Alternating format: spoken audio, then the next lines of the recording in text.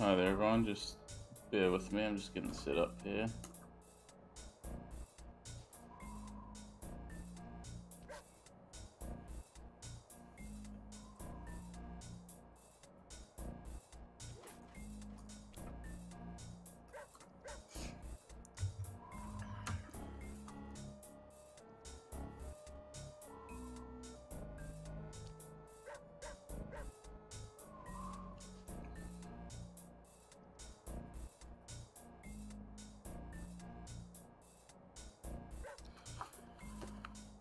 Alrighty,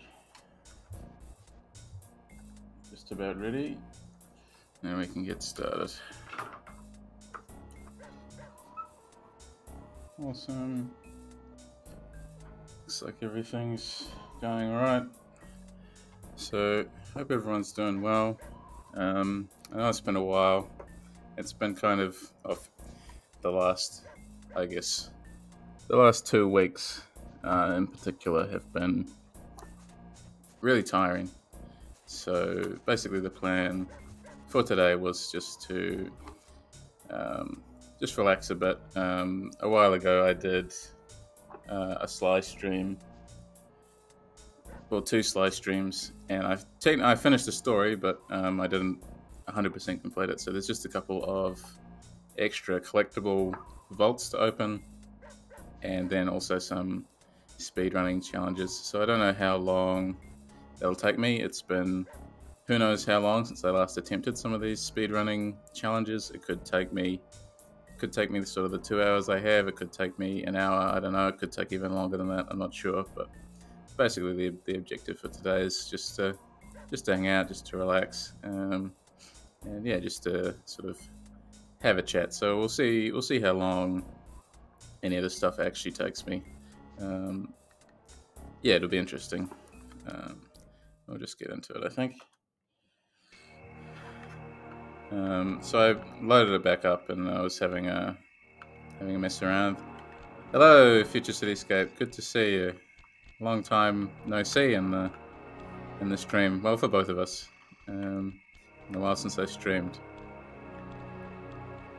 But yeah, I was just playing around in this hub world. I think there's still something really special about it. Been a hot minute indeed. I think the last time I actually streamed was in January, and then a whole lot of shit happened. But finally, I will dedicate some time. But since I'm so tired, I figured I'll do something easy. Hello, Frank Alonzi's. How's it going? Good to see you as well.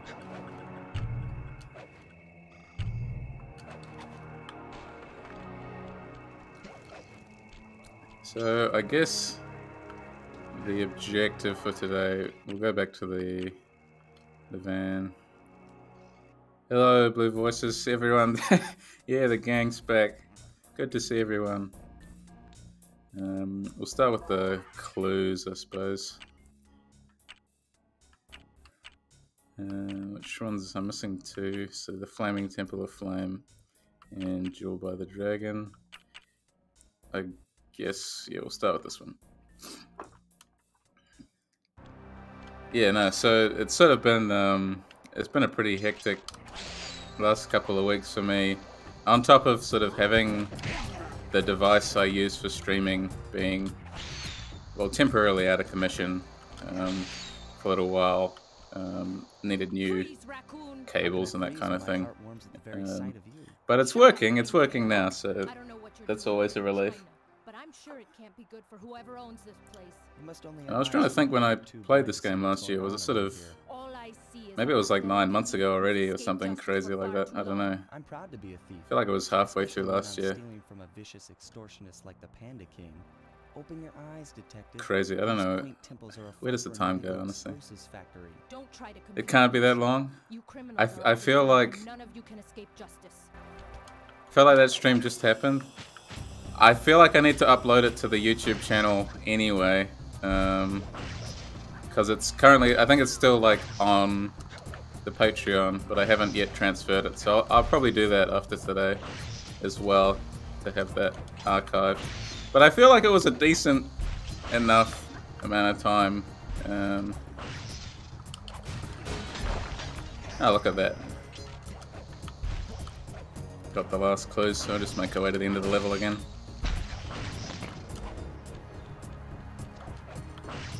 Oh, awesome, great. I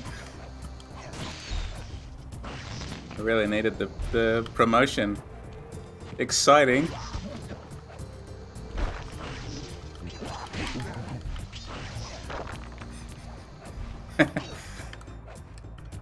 Can't wait to fork over my my money for the opportunity to let the bot help me out.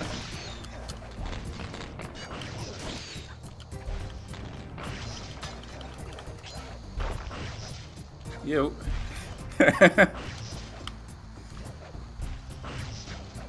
No, just straight into it, honestly. Not even been doing it for 10 minutes.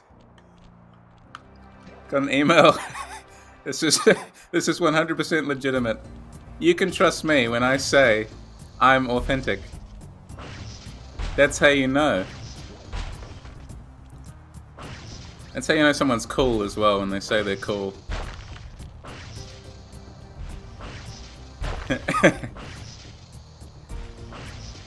Carmelita remains the best shot in the entire police force. Always shooting at where I was, not where I'm going to be. She'll get there eventually. Yep, there is a jump over here.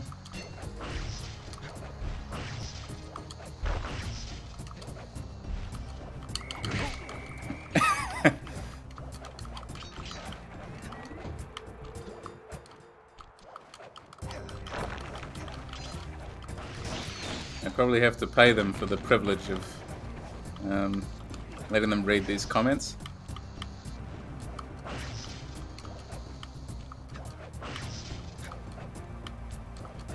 We won't be spared in the robot uprising. I don't think I'd be spared anyway. I think I've already had several goes at neural network stuff, so I don't think I was safe. Alright, here we go. Multiple blood vessels burst in my brain while figuring this out. The code had better be 231. 231. I'm target number 1. Yeah, I'll keep condemning it as long as it takes for the Terminators to come pay me a visit. Panda King's lair. I'll upload the data straight into your binocucom. Alright, I don't really think that's necessary, Bentley, but considering I've already finished this, but it's alright. Okay, one more vault left to go. And then we'll do the speed challenges and see how difficult they are. It's been so long since I've attempted these speed challenges properly. I loaded it up the other day and had a quick attempt, and yeah, they're relatively tricky, all things considered, for a kids game. Least expected. I'll be there. But this game does this really cool thing. I don't know how many modern games do this anymore, but when you finish the Master Sprint challenges, I think that's Master Thief challenges, you unlock like developer commentary about each level. And I think that's just like, that's one of the coolest rewards that you can get. I don't know about anyone else, but it's really cool to have that insight into how a level came to be. And it's not just from one developer either, they got the whole team talking about them. So obviously they're all accessible on YouTube these days, but there's something cool about being rewarded, putting a lot of time into a game and then sort of figuring out how it was made and seeing where it comes from.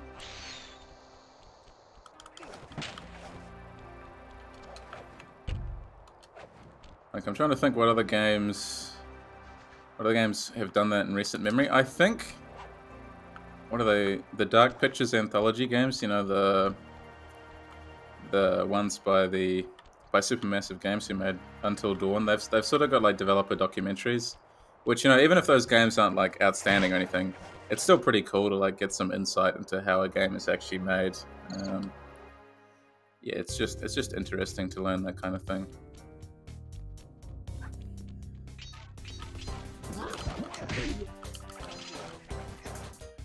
Death Stranding had a million of those. That reminds me, I really need to I feel like I made it halfway through that.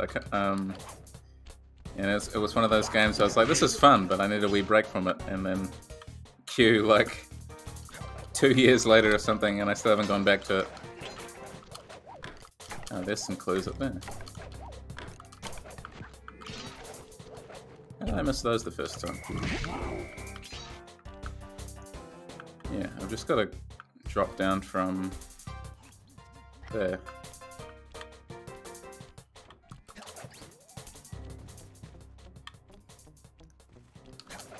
I really love the sound design in this game is really nice. It does that fade in and out kind of intense combat track, and then quietens down when you're sneaking by someone, and just even really subtle things like that must take a long time to perfect and get the rhythm right.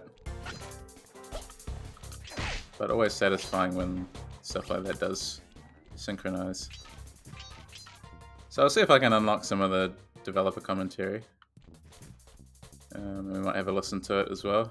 Let someone else take the reins for a minute and a half or so. It's kind of I swear, like, my body just like conspires against me, because I said the other day, you know, I posted that notification on Patreon that, yeah, I was going to be around, and look, here I am. But, you know, just a day later, I caught this cold. So I've got, like, I got a blocked nose, I got a sore throat. I just thought it was unbelievable that, despite how tired I was all through February, I wasn't sick. And now I'm like, okay, now that my voice is going to go out to be catalogued on the internet, guess what? You get a free blocked nose. I don't know how exactly that happens, but it seems to happen to me strangely consistently. Wrong way. Cursed, honestly. I don't know how it happens. If we just drop down here, I think. Whoop. So we're still missing 2 more.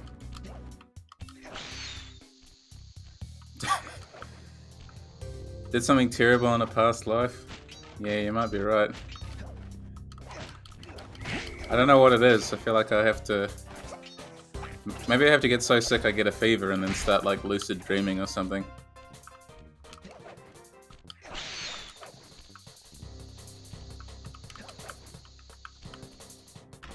We'll check over here. Maybe I didn't get the clue over here.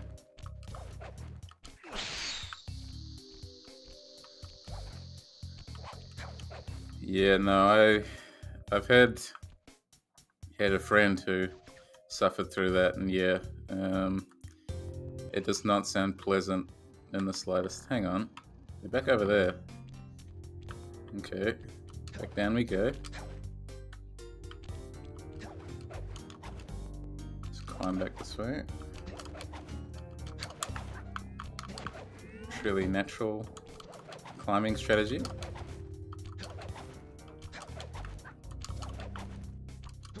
Okay, I feel like there. I watched E.T. during a fever and I lucid dreamed about him for a week. That must have been terrifying. Honestly. I don't think I'd want to lucid dream about E.T. Of all creatures.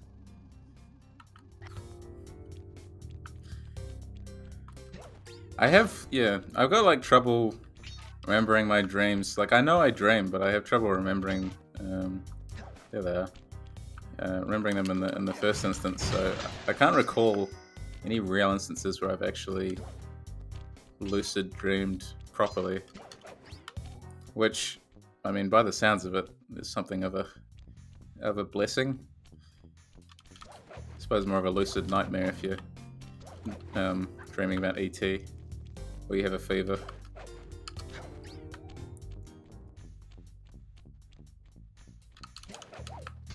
Alright. I'm pretty sure these were the last 2 areas that I hadn't cleared. I think the thing that I really like about this game, other than, you know, all the cool nostalgic memories I have of it that sort of get unlocked every time I play it. I just like how easy it is to sort of play it and feel competent. Just the fact that everything, is based around, pressing X, and then if it's got the wee glowy sparkles, just the knowledge that once you press circle, SLY basically takes over almost and sort of makes you feel like super confident and able to pull off all of these really cool tricks. Obviously there's still like some skill required, but I'm glad it's not like a game where you have to memorize various complex button inputs. It's all basically X and circle, and then you've got your extra moves with triangle, I think. So at the moment, yeah, I've got like the slow time move on, for instance. Where is that vault? Oh, there it is. It's just out of the draw distance. Press the circle to enter the vault code. So yeah, I hope everyone's been doing well. Lucky for you, I versed in chaos theory. Otherwise, this code would have been unsolvable. Input 932. 9, 3, 2.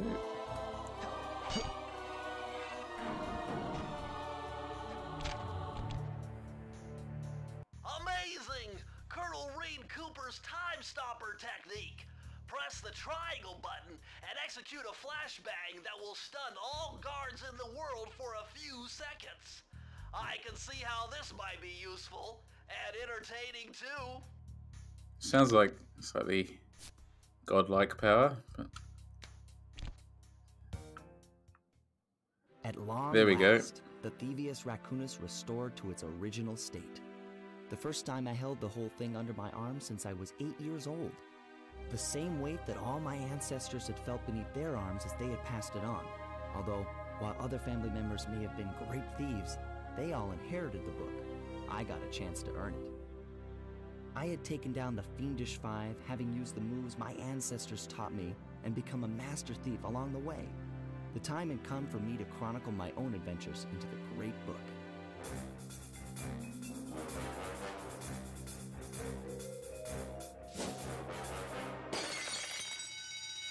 This is gonna be fun. So I think that's that's a pretty good wee ending there that you get. It's sort of interesting how it abruptly cuts from the end of the level. Like I haven't even finished the level, but yeah, it's a nice You've done it, SLY! Nice game. The Thievius Raccoonus is complete! Now, try beating all the Master Thief sprints Here we go. to unlock the designer's commentary. Once you've unlocked them all, I've got a special behind-the-scenes movie to show you. Okay, so yeah, it's been a while since I've attempted any of these.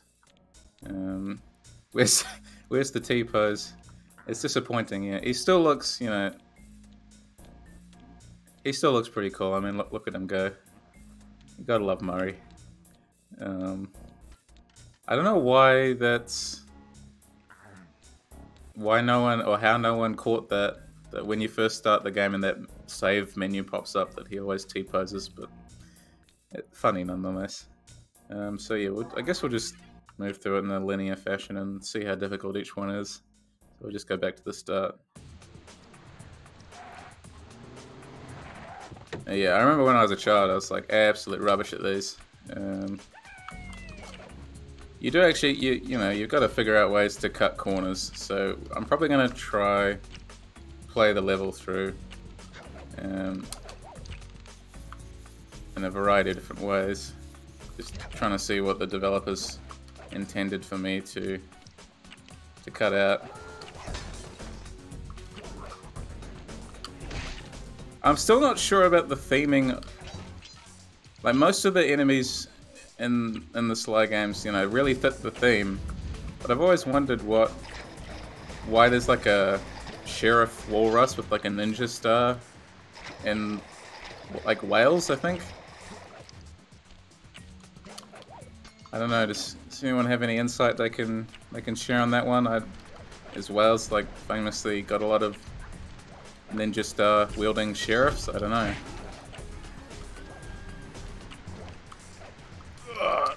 Damn. Tried to cut out some time. I don't think I'm gonna make it.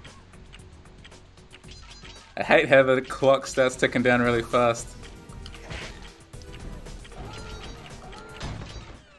I was close. The end's right there, but I need to find some other way to cut time down. All right, here we go.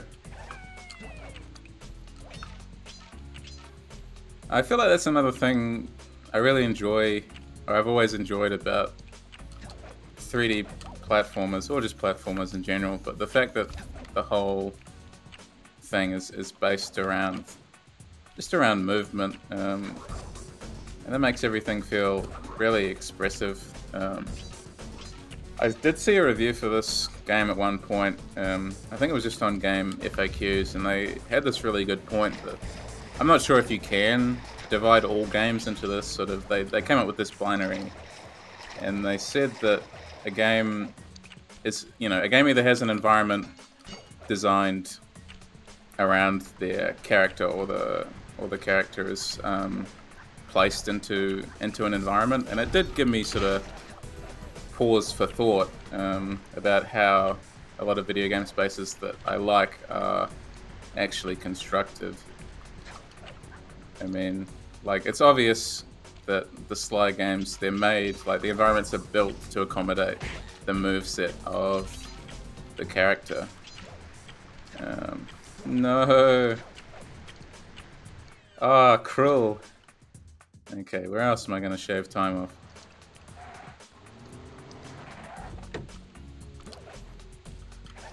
I'll try the ladder this time instead, but I don't think that'll be faster at all.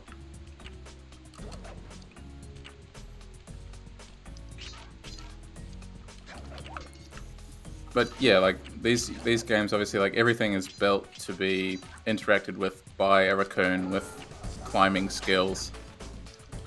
Whereas, say, I don't know, I was thinking about survival horror, as you do, and sort of how those environments are often like hostile, not built for the character, but still able to be navigated, and sort of the difference in feel that makes in terms of hostility. And it's obviously like I guess a high level design problem, like it's sort of more abstract than anything else.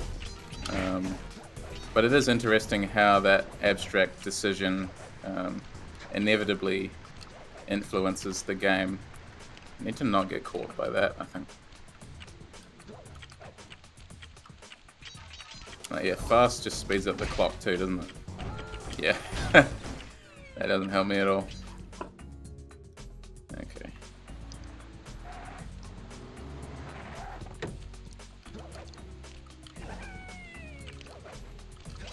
You can tell that, like, this isn't like just some placeholder time. Like, they obviously ran through with an intent to make it challenging.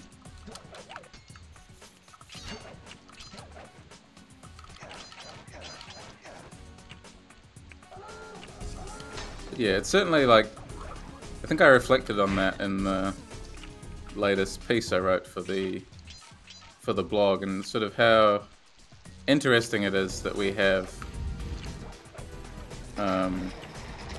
like this game, which is very clearly like built as a game, but then I'm hoping to showcase SLY 2 later this year as well, even just to show like how the design philosophy changed. Because there you have spaces that feel more coherent, because it's a single open world with a couple of interiors, and having that makes all the difference to sort of how the story is delivered and how the missions come across. Goodness me. Alright, there's got to be some trick I'm missing with this one. Try to go over the rope one more time. But yeah, probably won't get this done. I'm kind of glad that child me is like being validated here. It's like, no, it wasn't just child me that sucked. It's adult me as well. So yeah, don't feel too bad about it, you know.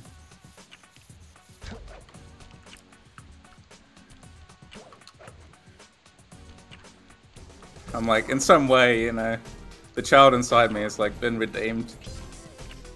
But no, you just you just haven't improved at this game for like 20 years. So like, don't worry about it. All right. I feel like I always reach the end of that second row of turning turbines at 016, and I know if I reach it with that amount of time, I'm not going to make it. It's getting the right sync on this. Ah, yeah, look at that. 16 again. And I died. Come on, SLY. Just like mega jump over it. Is the roll any faster?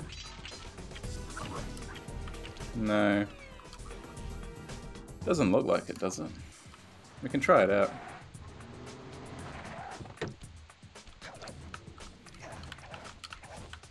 Okay, come on. Get serious about this. Let's do this. The music in this game is just, yeah, timeless. Everything really sets the mood. Like just from this, I hope you guys can hear the music all right. I mean, it's sort of funny how just how integral music is to. That's good that you can hear it all right. Funny how, you know, integral it is to our memory of the game. You know, it allows us to sort of index our emotional memories towards the game, or sort of how we felt when we were playing it. Even, you know, like it's a good bit of music as a standard, you know, piece by itself.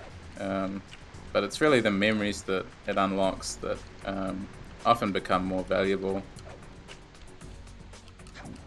And unlike, you know, in real life necessarily, we always have, well, in most games, we have this music that allows that kind of emotional engagement with it. Yeah, I was reading a good book. I feel like I need to bring up like a list of quotes I got somewhere. We can have a discussion, but it's really it's a really good book, all about how game music affects us.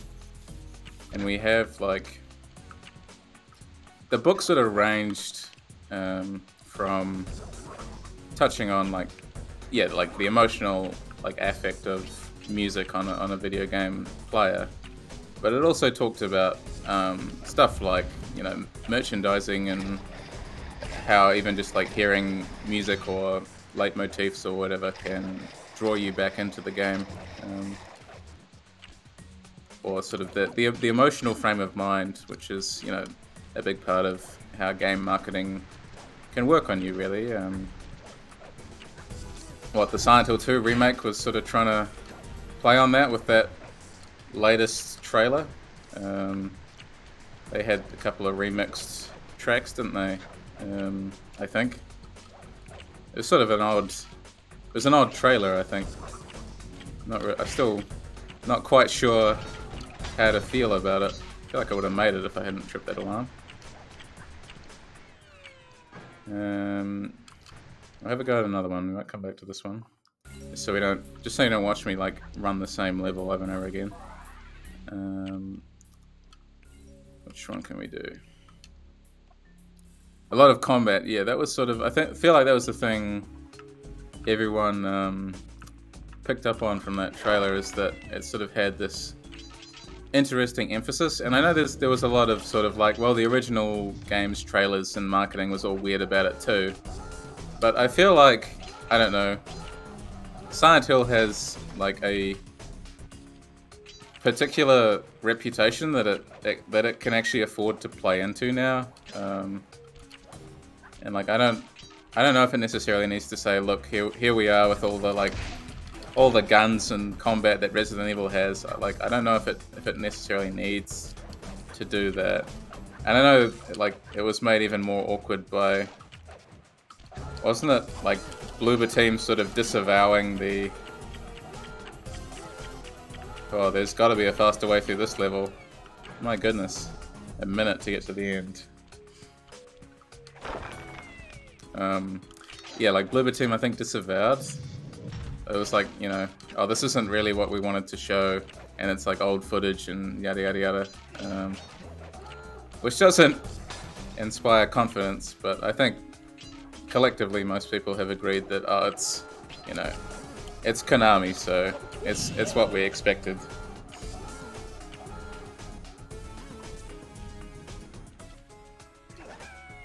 But yeah, kind of a shame. I guess they're trying to, whoever's marketing it is trying to toe the line between nostalgia and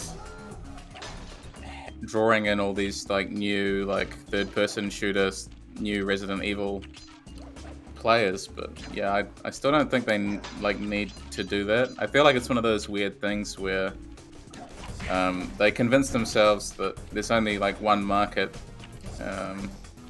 and if we don't go for that market, can I like, I wonder if I could jump up onto like one of these corners at some point. I just don't see how it's possible to make it all the way around that loop twice.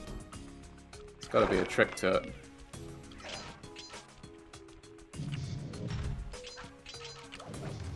This is what I like about 3D platformers as well. I think the sense of sort of discovery and trying to push things to their limits and experiment.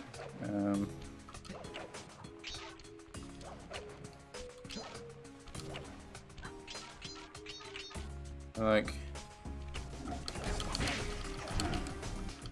oh, that was bad. Where else can I go from? Maybe if I just go through the level normally and we'll have a look. No prior knowledge of SLY except for what you've written, but it looks awesome. It is, yeah. It's one of those games from my childhood that, you know, like when you're a kid, you know, you think, you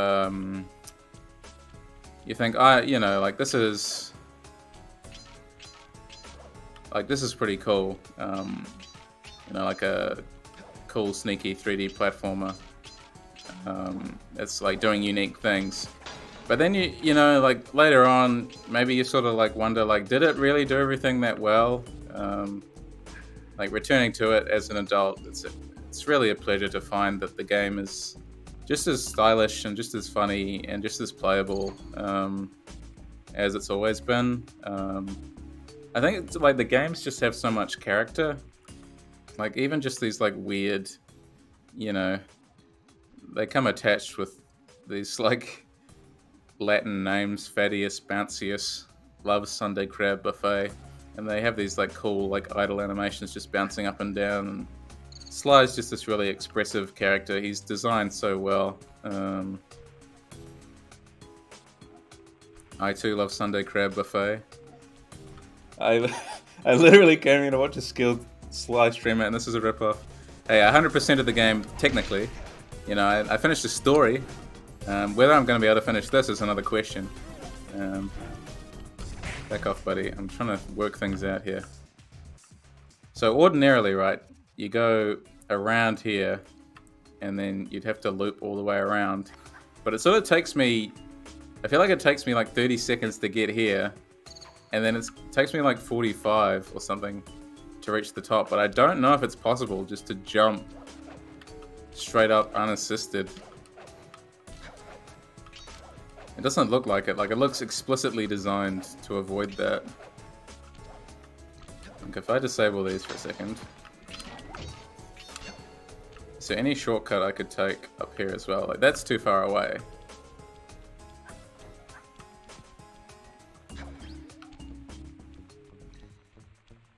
Sort of the question is, yeah, how far can I push SLY's movement without just losing time anyway? There's lots of fancy things I could try and do, but I feel like I just end up dying over and over again. Because that's too far away. Initially, my thought, like on going into this level, was that this platform was for some reason like a bit closer, so I could maybe like leverage my way up. Like, I don't think he jumps high enough to... No. Like, he can't make that jump. Where else can I go? But yeah, to return to, like, just how good SLY is, I think part of its strength as well is that across the first 3 games, which were all developed by Sucker Punch, they have a really strong thematic through line and really strong characters that I think help it as a series, help it with its identity in ways that even other platformers of the time didn't really have. I mean, it's sort of clear that SLY is, or was anyway, I don't know if there's an alternative these days, but sort of was like the one place to go to get this kind of sneaky experience out of a 3D platformer, to sort of have this particular mood and atmosphere. The question I have, actually, can I make this jump? Yeah, that shaves a little bit of time off, doesn't it? But I can't make that jump.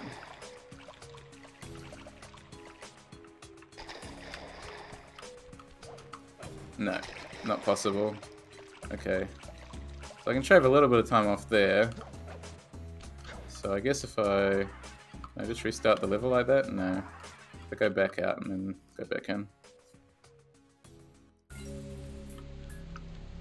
But yeah, it would, I think it would be good to show off at least SLY 2 as well.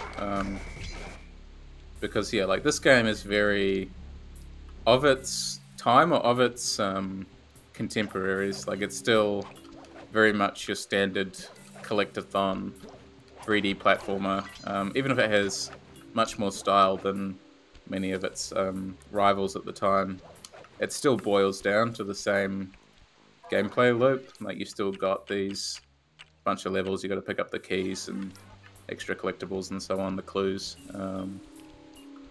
But the second game, I think, really justifies SLY's place as sort of a game that everyone should play if they're interested in 3D platformers. But it's one of those things, like another one of those games that like regretfully stuck on older platforms. Like, you have to have a PS2 or a PS3 or a Vita to play these games now, and obviously like, that's a huge shame.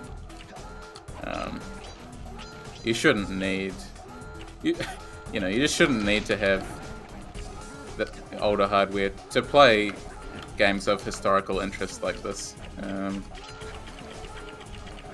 Okay, there has got to be a trick to this that I have not figured out, because like that jump, there has to be a jump that I can make from those lily pads onto the ledge, because there's no, I don't see what time I could really shave off in here. Like, so 47 seconds when I pass that first alarm. And if I jump over here, it doesn't matter if I trip this one. Or if I trip an alarm, does the time speed up? I actually want to test that now. Maybe I was imagining things, but if I trip an alarm, let's just test that this round.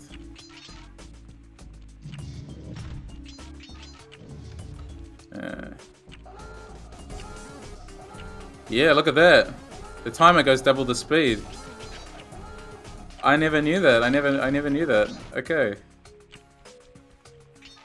So it encourages both speed and stealth, which is really important. That's really cool. That makes me love the game even more. That's just a wee detail that I didn't know about. It's a great way to encourage playing the game like an actual thief, with a level of mastery that obviously I'm not showing at the moment. But that makes a lot of sense. Okay. Let's give that a go. So the timing's got to be like spot on here.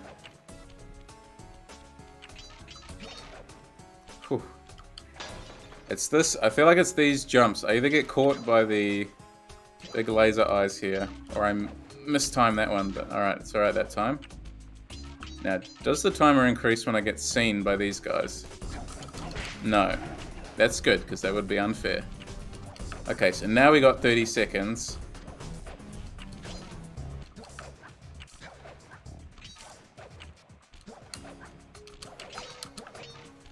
Right.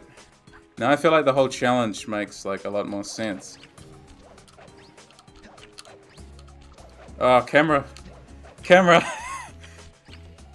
Ah. Can I wait for next time? I can just jump around these. Okay, I feel like I got this one. I feel like I got this one now. Alright. We're onto something. Here we go. The satisfaction of a 3D platformer, honestly. So nice. Just, whew. Yeah, I highly recommend these games if you haven't played them. They just have so much character, and they're not, you know... I feel like it's easy to look at these kinds of games and presume that only children would be able to enjoy them, but even if they didn't have a good story, there's still like a lot to get out of the movement and stuff, I think. Damn.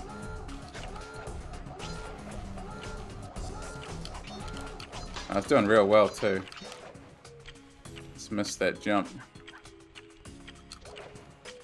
So yeah, I can jump around there, which saves that horrible camera issue. Yeah, if I hadn't been seen, I would have made it.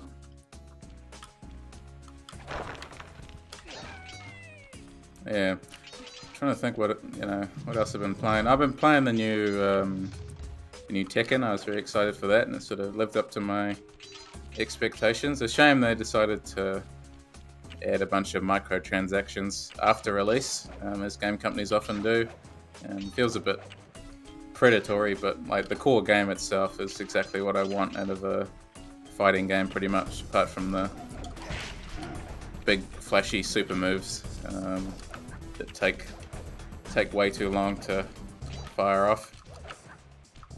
But it's a highly enjoyable experience.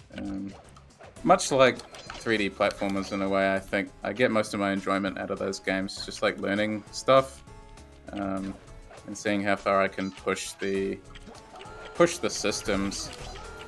Ah, no! I got clipped. I'm so close though. If I can just get one today, what a victory that would be.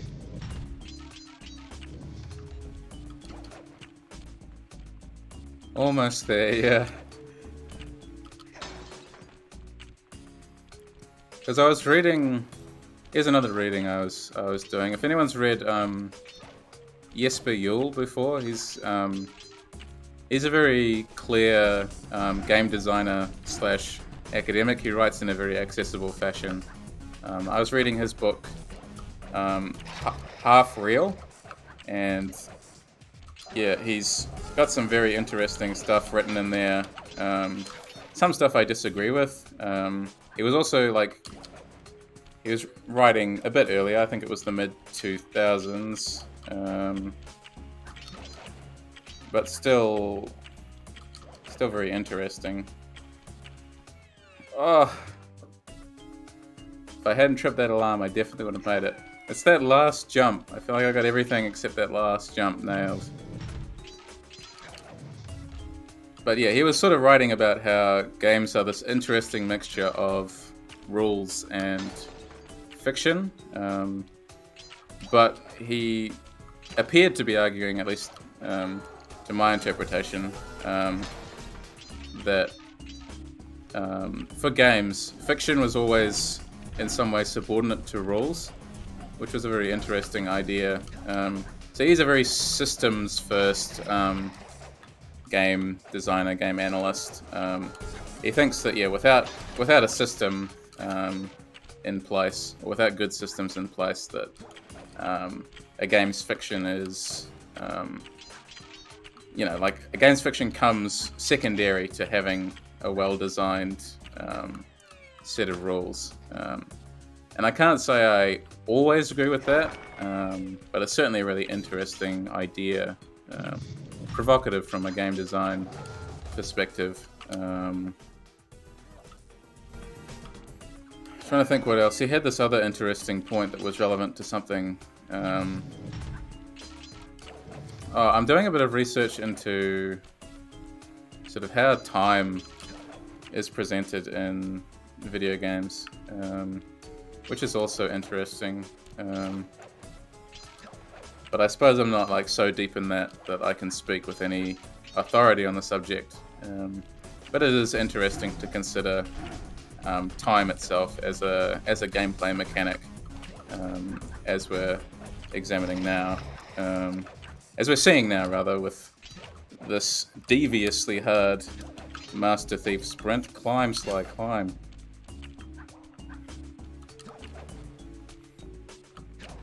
Jump around. Jump around. Oh no! What? What? I was robbed. Alright.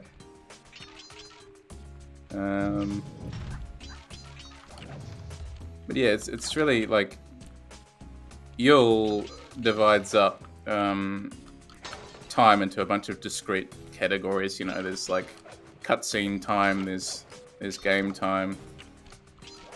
You didn't hear me screaming like no, I was robbed? I'm afraid you've missed a number of ignominious defeats right at the end. Thanks, Frank Alonsis. I'm replaying them for your benefit.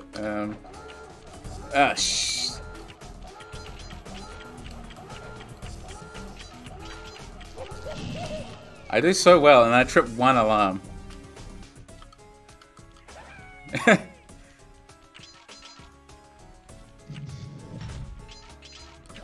Yeah, what was I saying? Cutscene time, and you've got your in-game time, and then you have time as a mechanic of gameplay.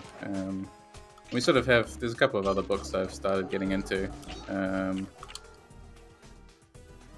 which are all about, like how we process time and how game designers can exploit that fact, and that if you're a game designer and you're not factoring in time, I think one of them argued, basically you've already failed as a game designer, that you need to be aware of how much time things will take in your game and what sort of expectations you're asking of your player and all these kinds of foundational game design questions that remain really interesting. Oh.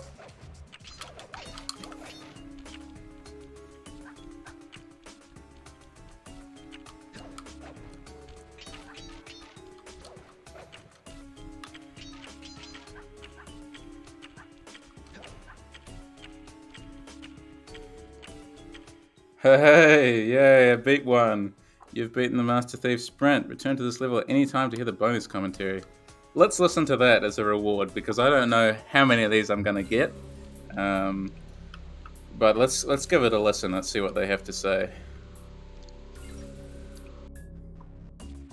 I'm getting there. Alright, L1. After doing the crankshaft level, we decided that it would be impossible to finish this game with levels that are that size.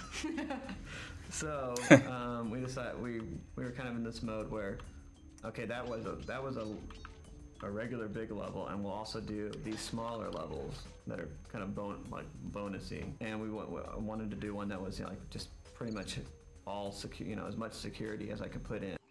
And so this is kind of going to be a small security level. It ended up being actually pretty good. It's good, great size. A good size. For security in the game, we decided to go with a kind of one free hit per system, I guess you could say, where they're kind of in sensor mode. They're yellow, and they don't actually cause damage to you if you trigger it, but it sets off the alarm and changes them to a damage, this kind of red damaging state. And we primarily did that, for inexperienced players to give them an extra, an extra chance to get through, instead of just hurting them every time. And also because we like the idea of you running around while the alarms are blaring, and it's loud, it's a little disorienting. It's something, if it immediately burned you, a lot of people would probably, die then and wouldn't get that experience of running around while the alarms are blaring. So we thought that was a good thing. So we switched to kind of one free hit, I guess, per system. We were under really tight constraints. The challenges of creating this environment, one of our best traits is that we have a great way of communicating. So between the designer, modeler, and texturers, we made sure that whatever we were creating could get done in the time we had available. We really adjusted when we had to. We adjusted things in the model to work for gameplay. And then also before I did my final handoff, I really talked to the texture artist, because he had like a limited amount of time, and said, hey, this is what I did. I really tried to model it toward him being able to texture it in a fast period of time and also look great. So it was really great. We really talked about, and we learned a lot about our game designer process through this. After this, Rob started doing almost all the elevation and final, doing any turns, adding any elevation changes, and so it really helped the whole process along the way. And this is also I think our last level had split collision versus what you see on screen versus what you kind of the physics that you're running around on. So this really was a transition. Yeah, a transition from how we did levels, and it was. I think it really helped us get in a position where we could finish the game. Yeah, it's totally true. We could do stuff fast. Yeah.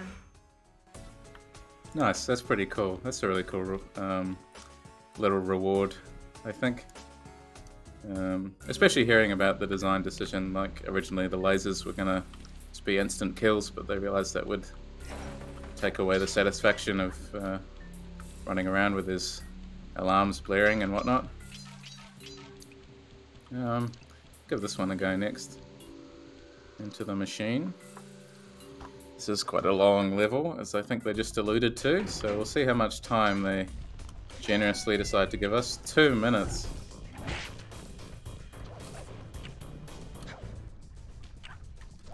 So just don't trip any alarms, right?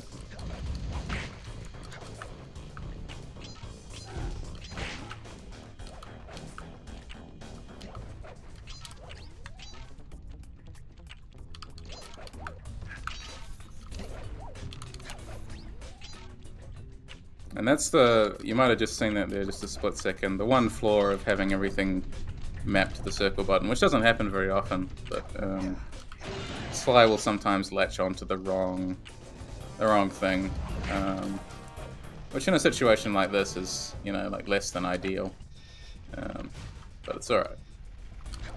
We recovered.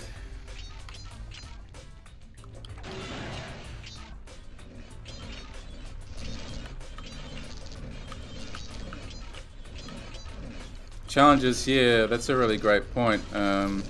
Where it's just you versus the clock, you really have to think about all the tools that you're given, and also like recontextualize the level in your mind. Like all of these obstacles before, which initially, you could like wait and wait and wait until you were safe and ready. You sort of just have to try and tackle them as quickly as possible. I don't know if I needed that wee life ring there.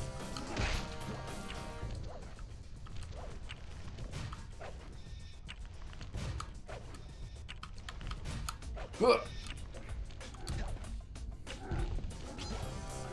yeah, it's sort of, like it reminds me of obviously all the Crash time trials, particularly in the very they added the time trials to the very first game in the remade version, and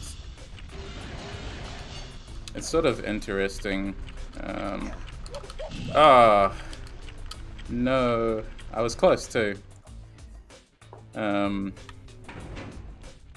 Interesting in that, like, that was a game that wasn't designed for time trials, but nonetheless, like, they added them in, and still, like how some of the levels transitioned flawlessly to that time trial system, and how others just clearly were not designed to be stress tested, I guess you'd call it, like, in that way. I did it again.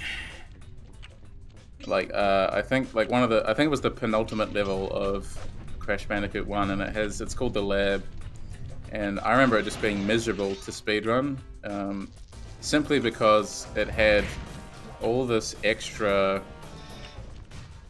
all these like switches and stuff you had to flick, and trying to beat a time while having to synchronize yourself, not only to the beats of the level's obstacles, but also like synchronizing them yourself. It's a lot to ask from a player. It's sort of interesting to, yeah, as you say, Tranquilenzi's, like, actually reflect on how time changes a level and changes your opinion of a gameplay mechanic. That was unfortunate. No, I definitely need that, but I don't need to latch on the whole time.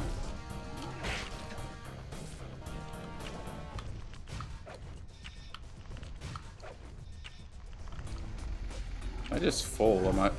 I was going to say, if I just fell, I might be faster, but I get immediately flattened. And you see the leg twitch there as well.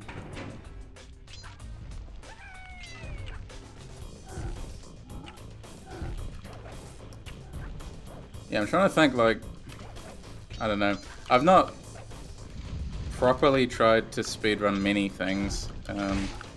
I suppose I tried, you know, I tried Silent Hill 4 a couple of times, and I do need to try that again. I've been meaning to do that again.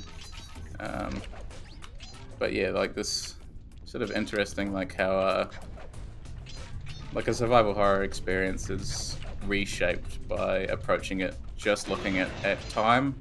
So I think, you know, like, the ranking system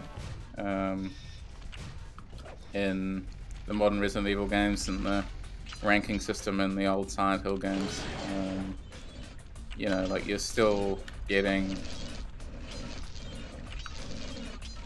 I don't know, you're still being pressured, like, on, like, time is the main thing that they're looking for, particularly in, I think it's the only thing they look for in modern Resident Evil games.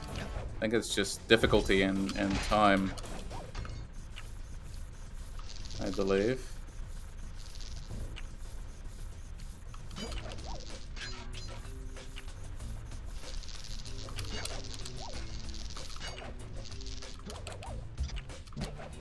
Damage was Silent Hill.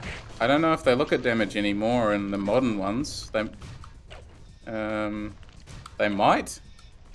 But, I know for, I think it was the Resident Evil 3 remake, it was just time, I think, and difficulty.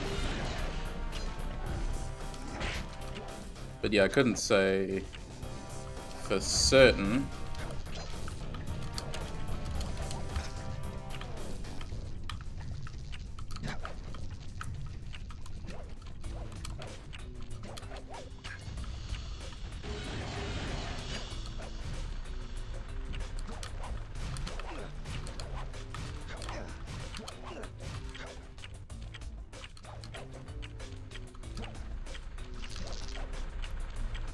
Ho ho, look at that, there's another one down. Not bad.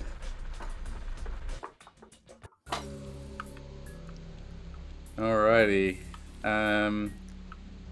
We'll try these other ones here first, and then we might come back and listen to that the game developer audio in a minute. Try this library one first. It might be interesting to see how we break that one apart. Maybe we should go back and try the first one now that I know I shouldn't be just, like, rushing straight through the alarms, and that every alarm I trip is costing me double the amount of time. Games with leaderboards that your friends are also playing.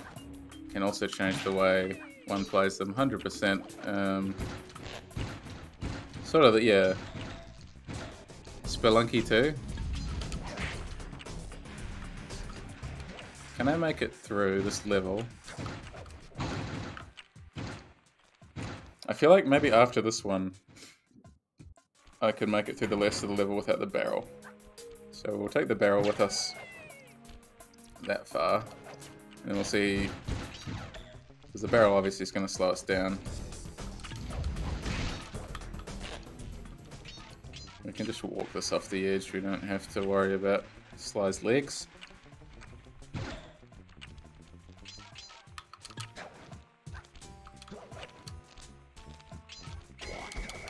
How did... What? How did he see me? Right.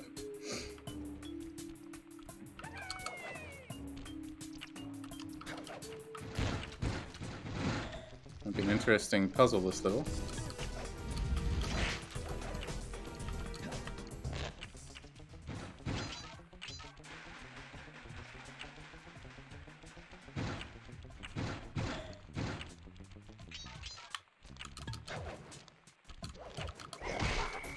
Get rid of him instead. Let's see how much time that leaves us with. Can I bypass this in any way? Yes.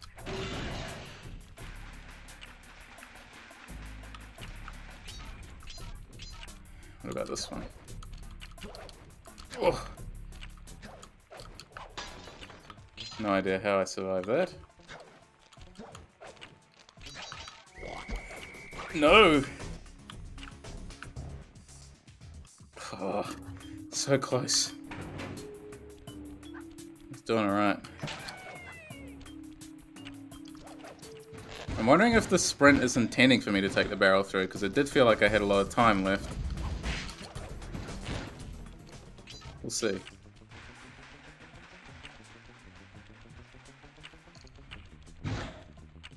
I get, you know, I get invested. Okay, that was bad timing, that one.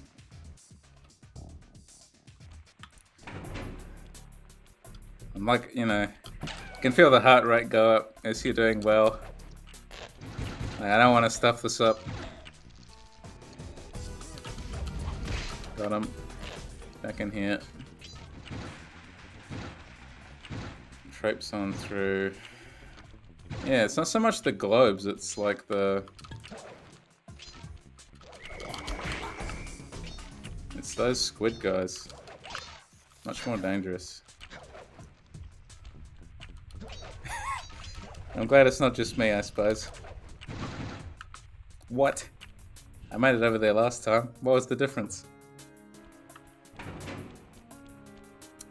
Rude. Alright, here we go. Here we go. Skill issue.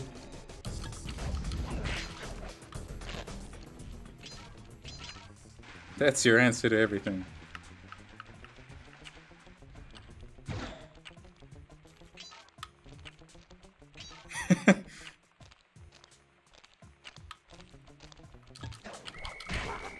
Doing my job. Gotta keep me humble, right?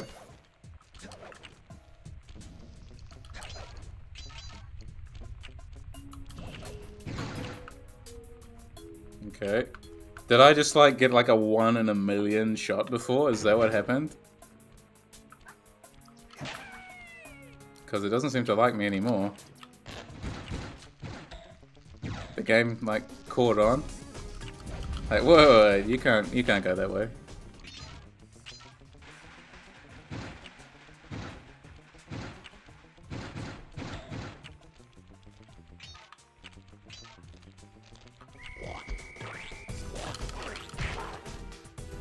Glitched the game last time somehow. Yeah, now it's authentic. Now it knows what it's doing.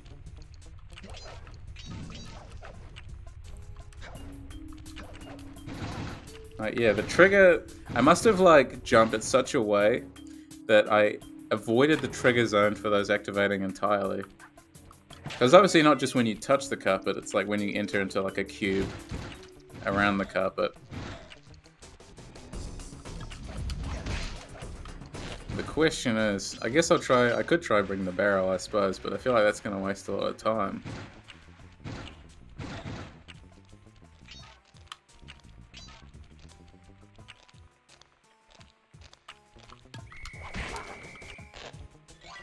Oh, life. Because if I jump down here and get that guy, grab the barrel again. Wander through.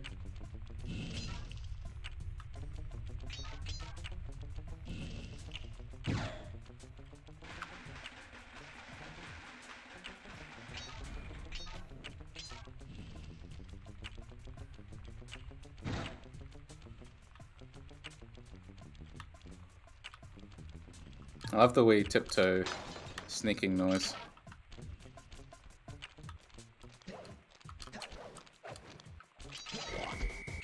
It's when he turns, I see. It's when he turns around. He doesn't turn right, he turns left to turn around and do his patrol. Ugh. So I'm gonna actually have to get rid of him. It would be ideal if I could just... Maybe I'll take the barrel that far and I'll see if I can skip that, up those upstairs barrels again. Those upstairs globes, rather.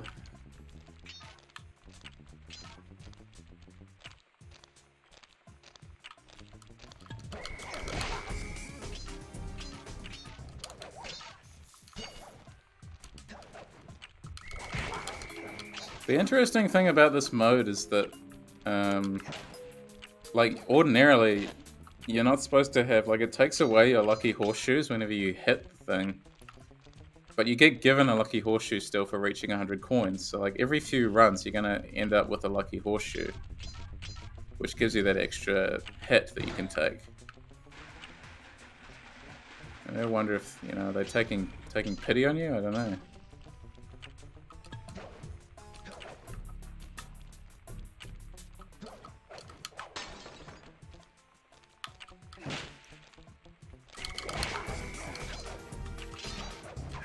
See, like there it is again. No.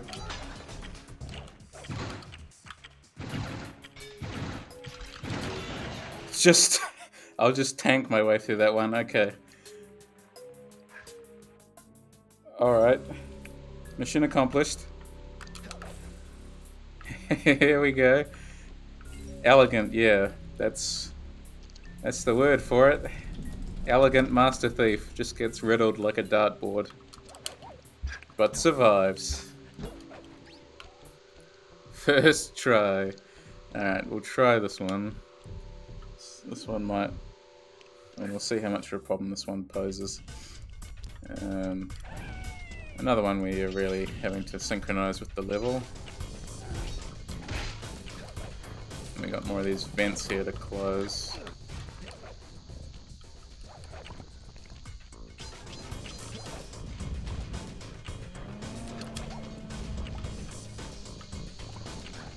I feel like there is a way to jump up there, so maybe I'll try that next time. Like you can jump from the hooks straight up there, which might save me some time.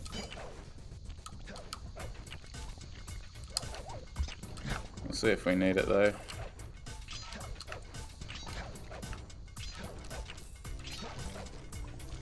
I think I said this when I was playing it last year, but this is great, like working music, you know.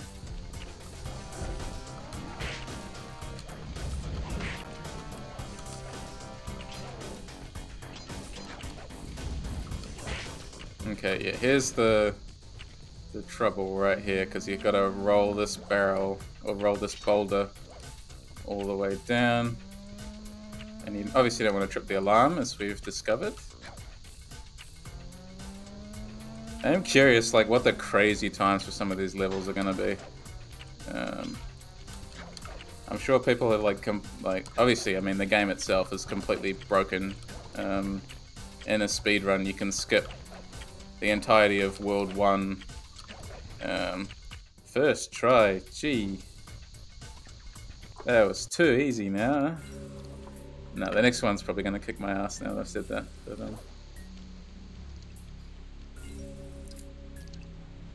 Firelight 62, good to see you.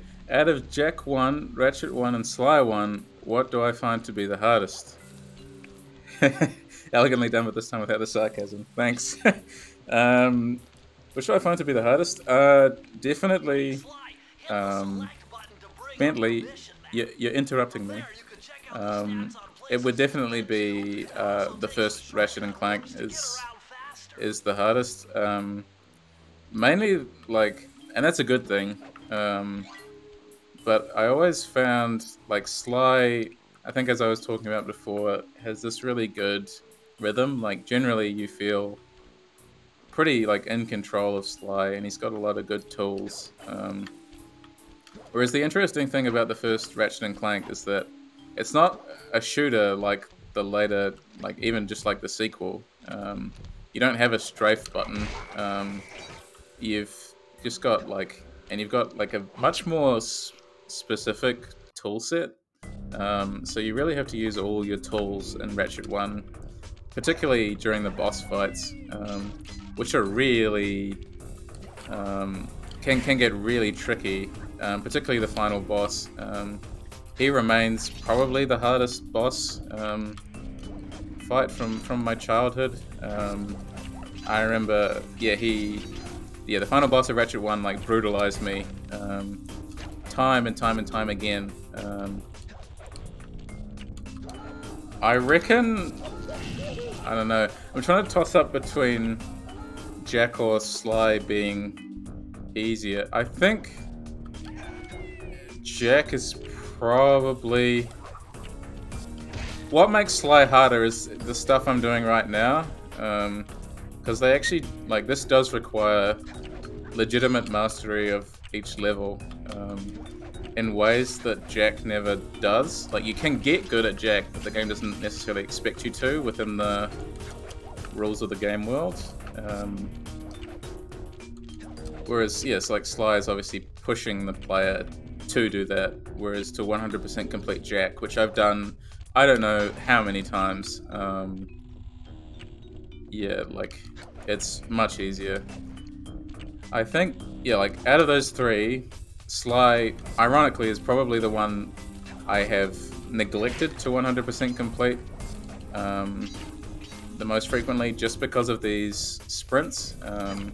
As I said at the start, it's been a long time since I've actually attempted them, and you can see for yourself, I mean, how difficult they are and how difficult they would have been for a child, I think, unless you're some kind of video game superstar. Yeah, those three games are all really worth playing, you know. Great shout out, Firelight 62, yeah. Sly's the only one of those three, yeah, I've never played. Well, you know, it's highly worth playing. Got so much to offer still. As you can see, I mean, if you're interested in 3D platformers for the story, you know, for whatever reason, like, these games still have, like, an amazing story that only gets better. I think the really impressive thing about Sly's story is that consistently from each game or each sequel, they would take, they knew what worked about Sly, which is the really impressive thing. There's never a moment where you feel like, you know, like, that was a weird... Okay, barring one exception in the second game, there's never a moment where you're like, this is a weird story beat.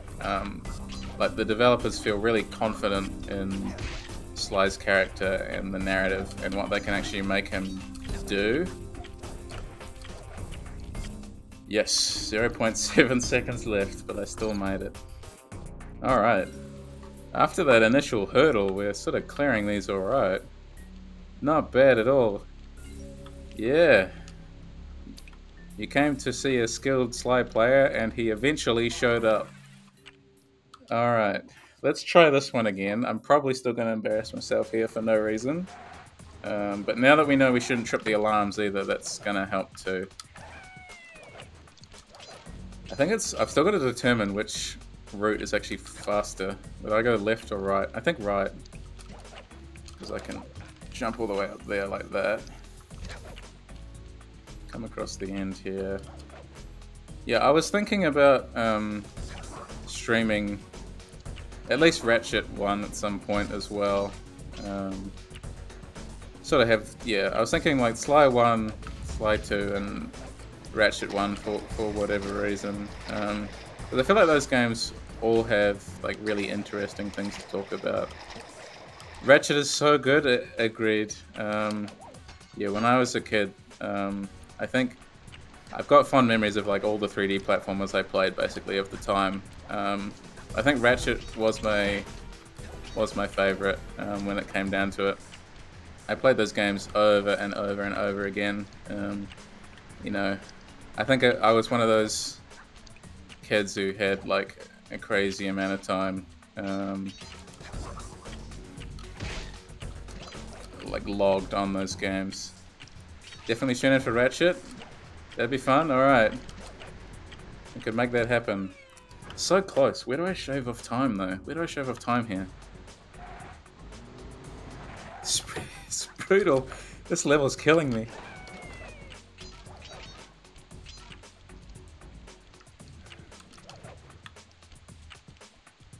Ratchet was so unique. Almost exclusively played JRPGs or racing games. Love the quirky space theme.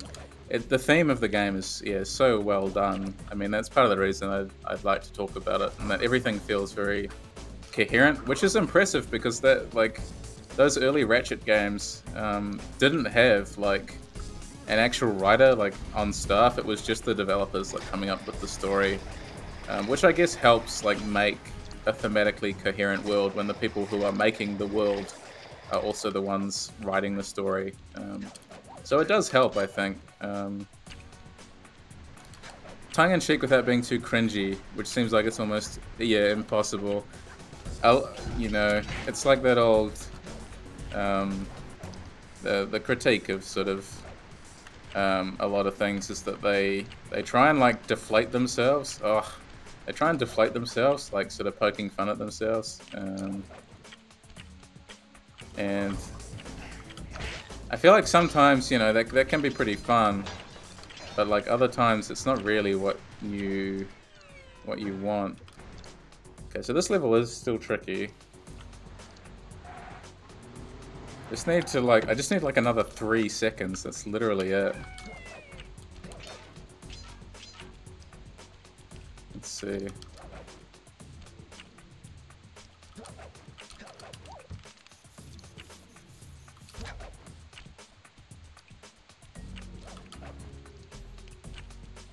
Out of the way, throwing star man. But yeah, like what those games do with plot and space and themes. I would really like to make videos on them as well. It's just insane, yeah. Like how many games are just worth talking about, worth mining, worth exploring. And just how little time I have at the end of the day, but I'm hoping to release another video at the end of the month. I've got a script coming along pretty well. We'll see how it goes, but that's the ideal.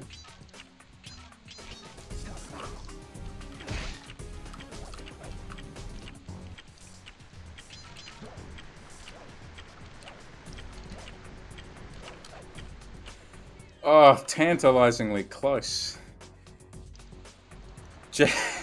Jack 2 100% stream win.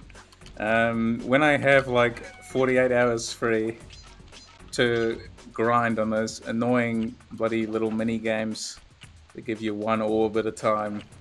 Because to 100% that game, for anyone who doesn't know, you have to collect, I think it's like 200, so tomorrow, exactly.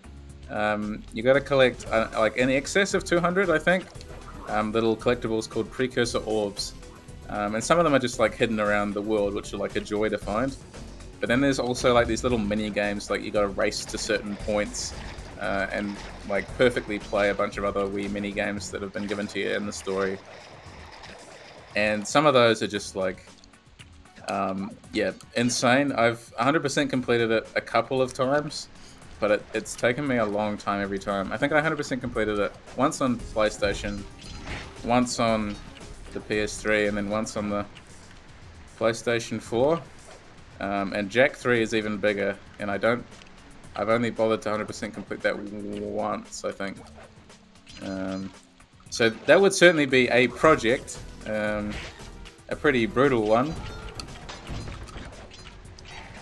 I hate how it catches me, like right at the end. I might have made it too. One more try at this level, and then we'll move on to mugshots and see what we can do with that world. So yeah, it's shows how long it's been since I've last played. Yeah, you should break it out again. You can see how long it takes you, and let me know just what I'd get myself in for again, because it's been a while since I tried to 100% it. Been a few years, and I didn't document the time. It took me, but it certainly felt like a while. I feel like this level is just like playing itself at this point. Like I've just got muscle memory going, you know. Oh yeah, there's the river. Jump over the rocks. Double jump here. Flip over this.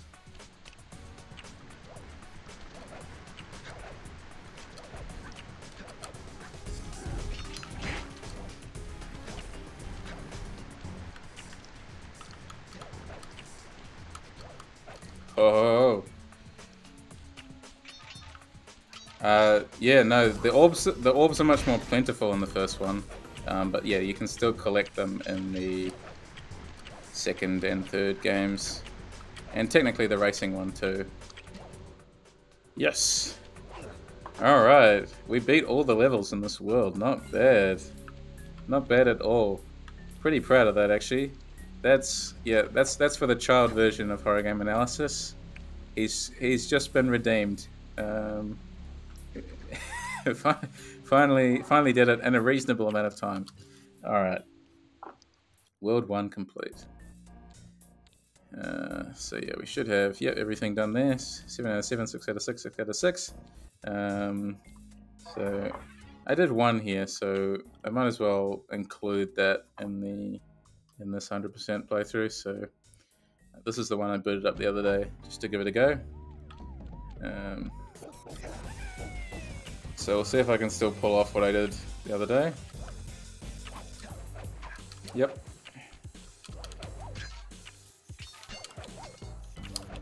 Skip a big section of the level. I think I honestly replayed this one just to be like, you know, I think I beat this one when I was younger, so I must have had something going on. It was, you know, I don't know, like ego boost, validation. I don't know what it was. I was like, yeah, I'll try this one.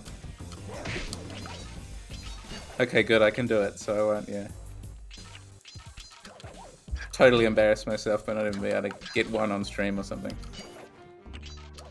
Here we go. Love this music.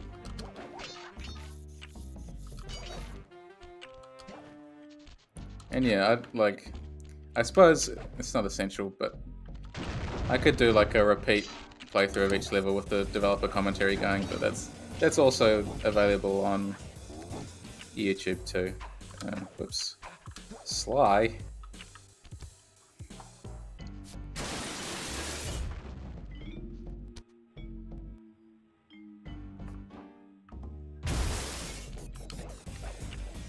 Cool.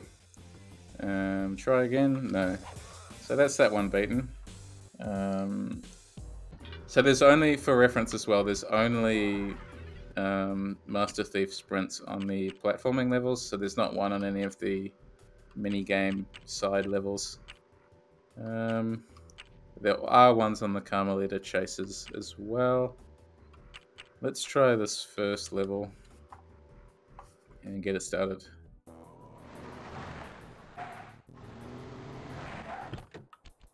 Here we go.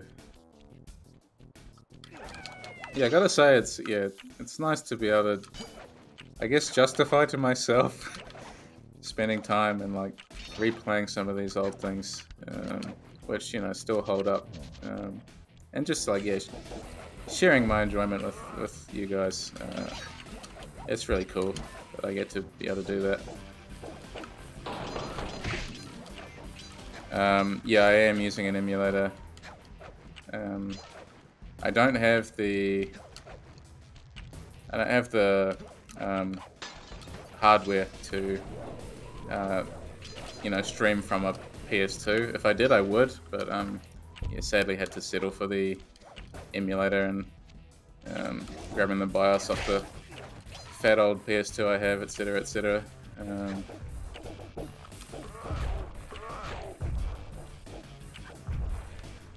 But I still, like, there's no big issues playing with this emulator. I haven't seen any frame rate drops or anything like that.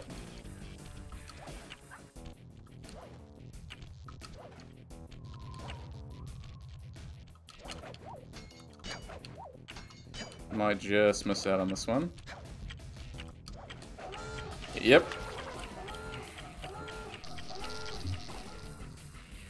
I feel like this one isn't as bad as the first level, but still requires a bit more finesse. That last set of train cars.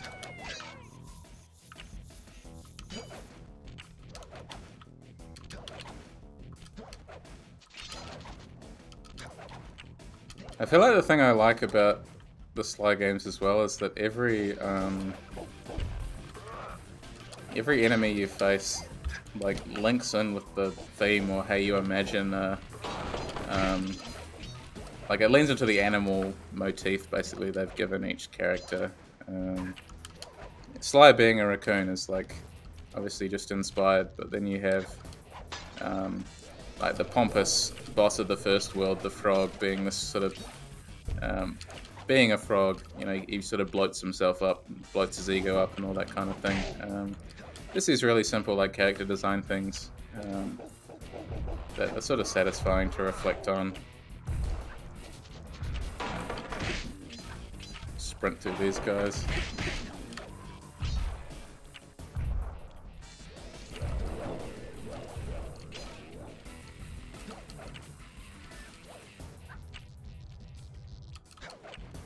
I was trying to think the other day as well, like if there are any 3D platformers that are really like being made at the moment. I don't really think there are. Like Ratchet's the only one that survived really from the PlayStation, and there was that Sackboy one, I suppose. I guess 3D platformers sort of had their day, but it's a shame that the genre isn't more well used, because I still think there's a lot of joy to get out of these games, and like I don't know, you sort of get the impression there's a lot of games these days that are just too long, and people might be happier if they went back to a game of this length that had not so much stuff to do, but allowed for sort of system mastery and character mastery. Yeah, but I'm not in those big AAA studios, so I guess I don't get a say, I suppose. But games have to market themselves to literally everyone's taste these days, don't you know? Yeah. I guess, yeah, like sort of everything being a... Oh, Psychonauts 2, yeah. That's a good point. Classic Tomb Raiders got remastered. That's that's still something.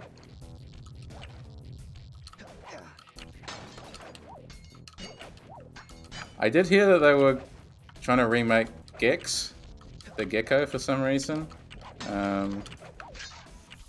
which could be interesting. Yay! I think I got killed there at the end, but I still made it. All right. Not doing too badly. Okay, what level can I do next? We'll do the casino level.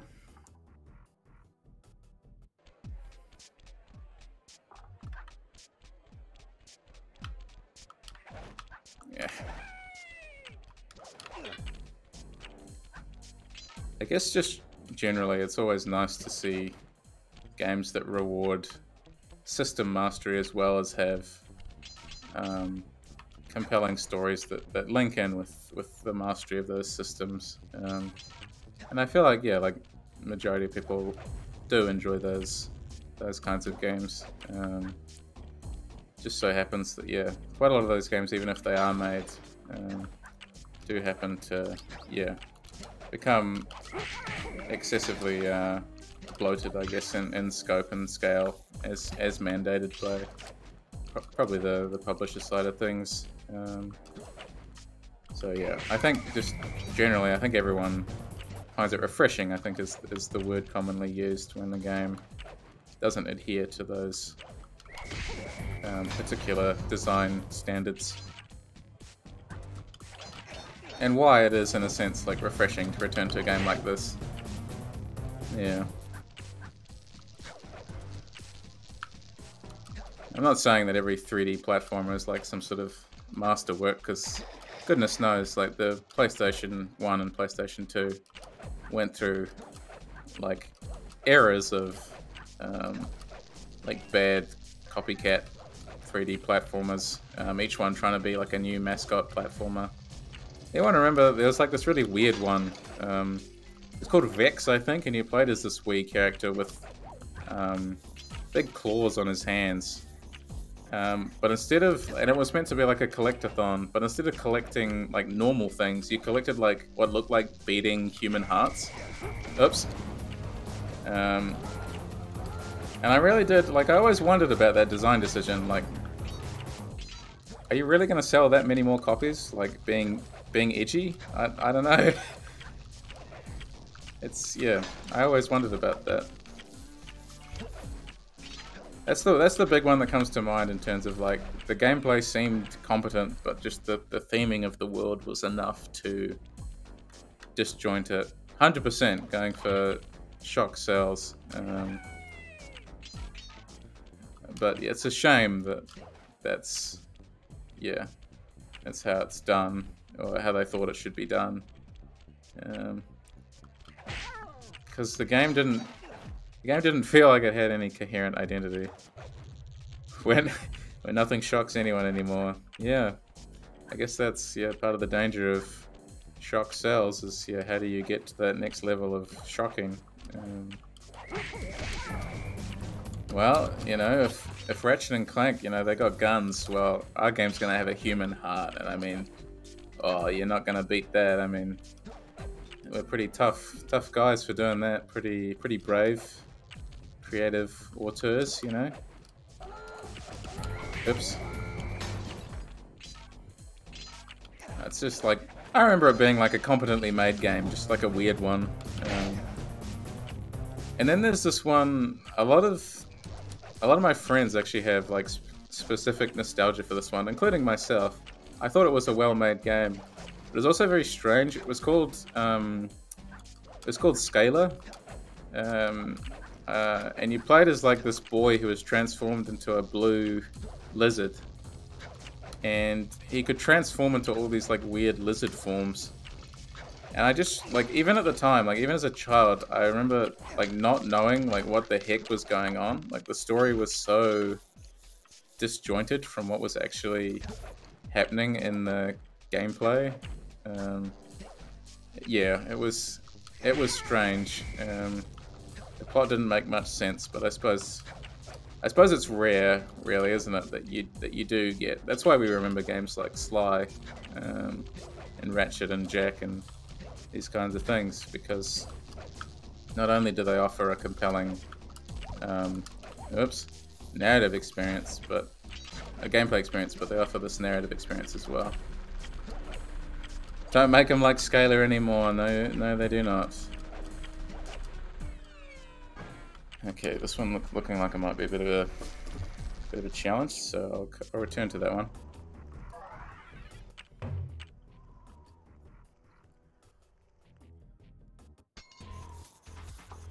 try this one instead.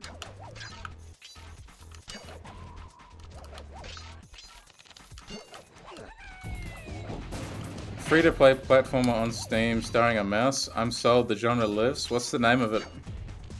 I'd be keen to give it a look. Love me a 3D platformer. Needle Knight. Yeah, I'll give that a look. Thanks. Is it newly released?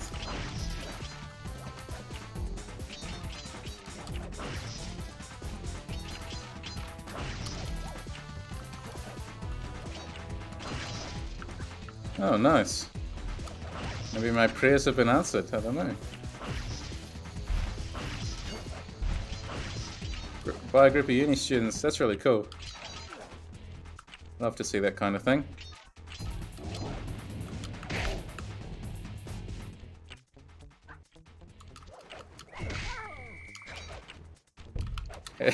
It's a burgeoning genre, apparently. Mouse-based 3D platformer.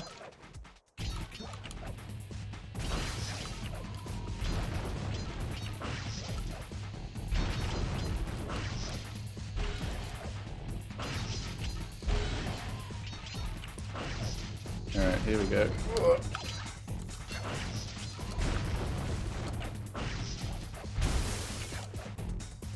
Carmelita causing hundreds of dollars in local property damage.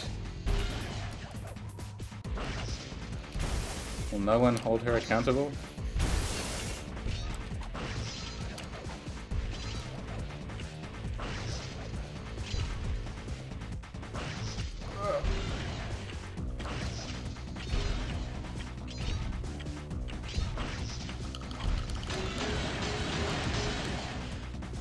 Is that it? Bye. See you later. Yay. That was first try, wasn't it? Not bad. Okay, and that leaves Back Alley Heist and the casino again.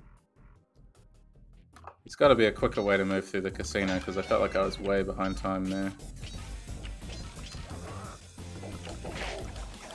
Totally off topic, but your Silent Hill 4 video was really so good. Oh, thank you.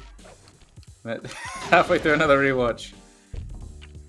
I have horror game analysis open on 2 monitors. I'm watching the stream, and no, that's really cool. I'm really glad to hear that. I spent a long time on it. I feel like, yeah, in retrospect, like, there are a couple of things I could have like cut some things out for brevity purposes. But yeah, like mostly, I was super happy with it. There's an invisible wall there.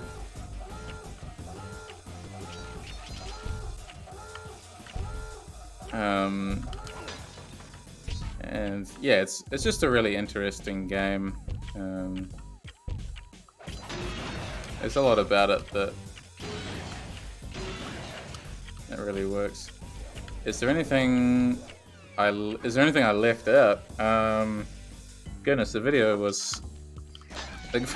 is long enough as it is. I feel like there were a couple of things I actually did leave out.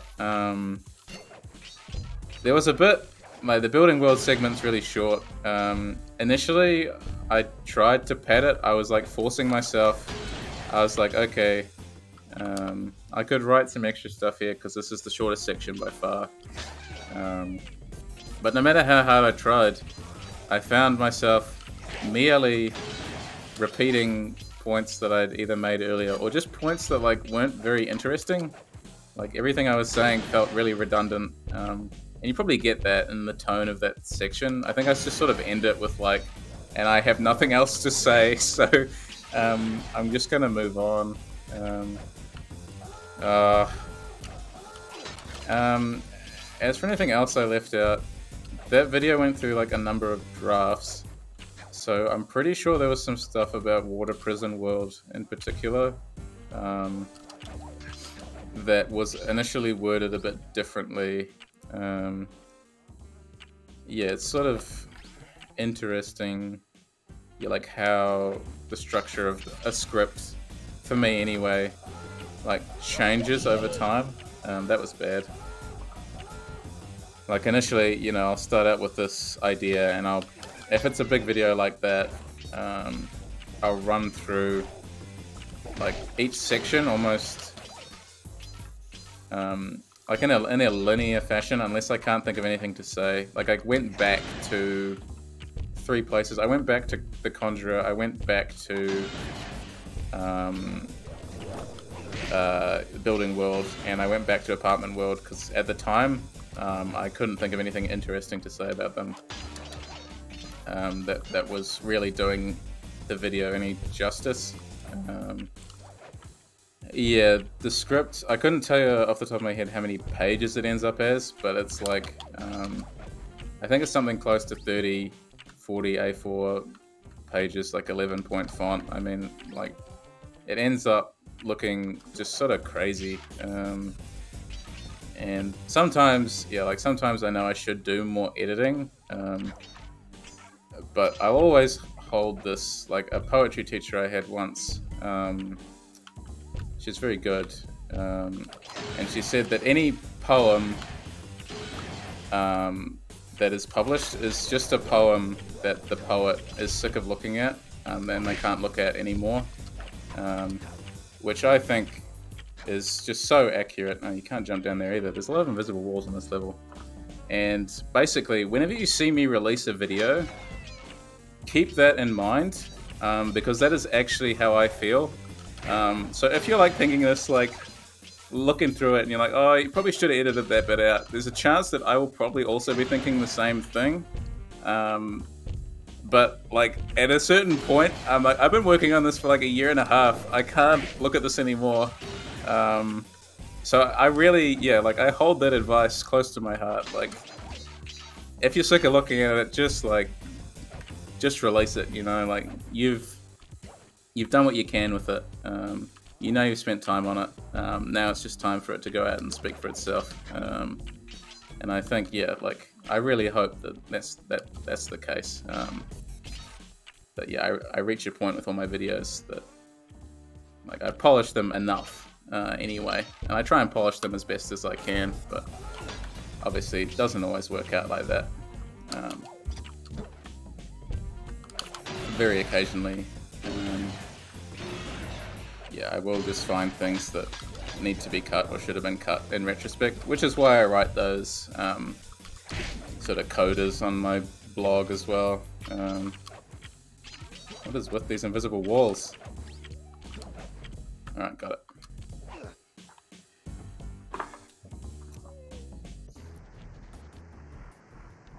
Haters will say it's overanalyzed. Yeah, you know, like you do still.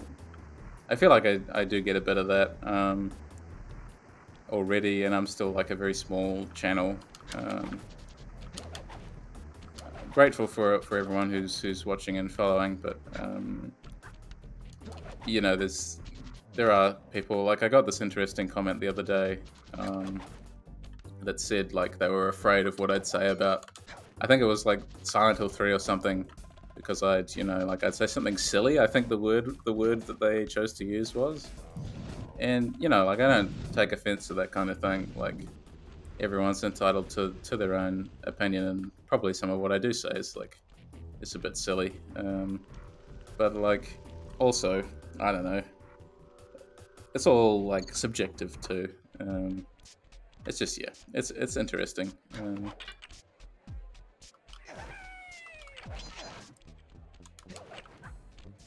I think, yeah, I think we sort of, it might have actually been on the SLY stream last time where I think we were all having a discussion about like internet comments in general and sort of, can I jump over this ledge? That'd be really cool. Damn.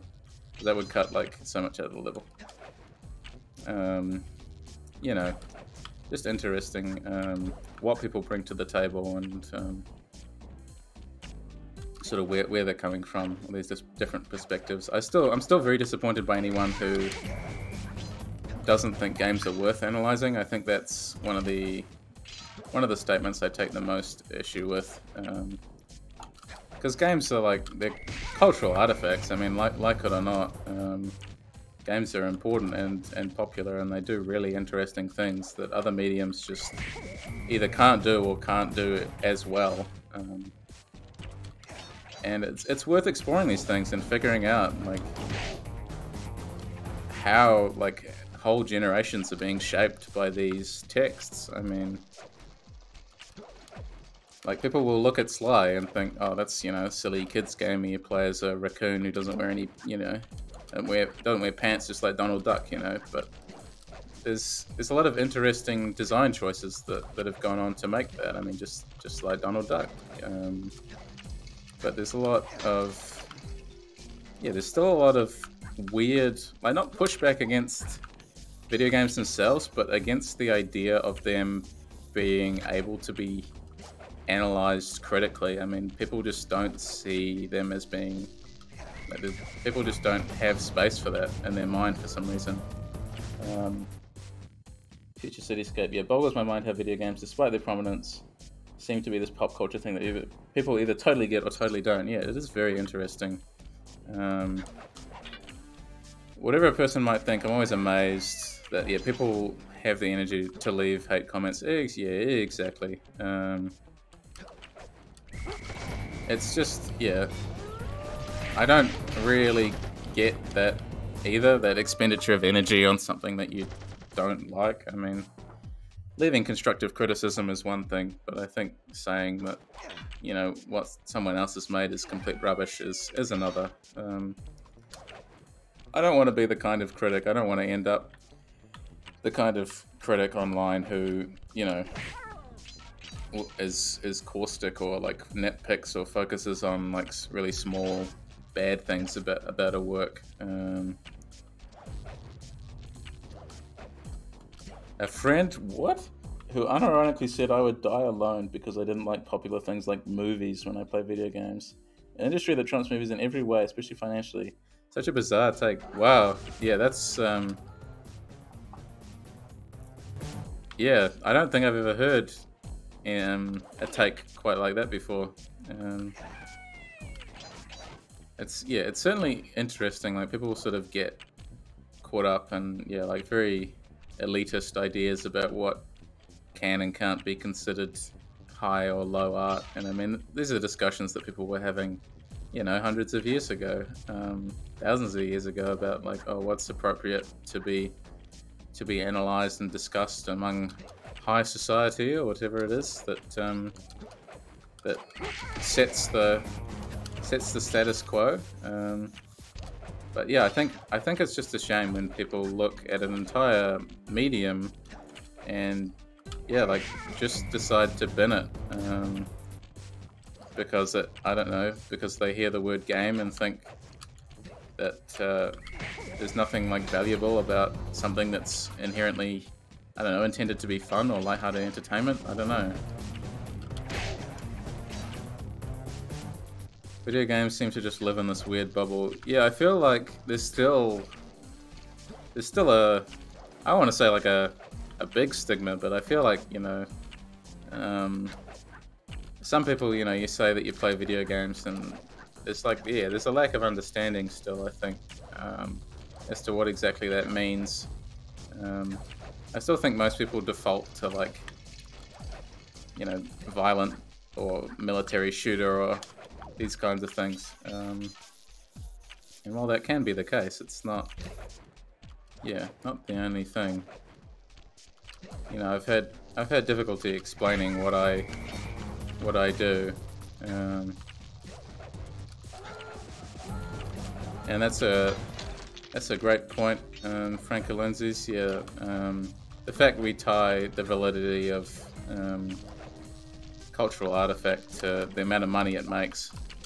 I mean, that's part of what's so wrong with the games industry at the moment, isn't it? I don't know how you're meant to do this in the amount of time I have left. I might just skip that one entirely and not think about it, come back to it. I got another 20 minutes or so today. So I think that's everywhere else in this world. So what I'll do, I'll go to Ms. Ruby's world. which is the third world. And so there's 4 in here. Yeah, we'll just give some of these ones a wee go. Amazing, yeah. These levels, I mean, such an influence on me. It just can't be overestimated or underestimated. Restart that. That was terrible. Yeah, like I used to have to turn the volume down because it was too scary, you know, these levels. Really shows how well designed the atmosphere was, because it's not like I was negatively affected by everything scary when I was younger, but this place sort of had this really potent power to it. I'm still really impressed with how it works. The affect that it actually has on the player.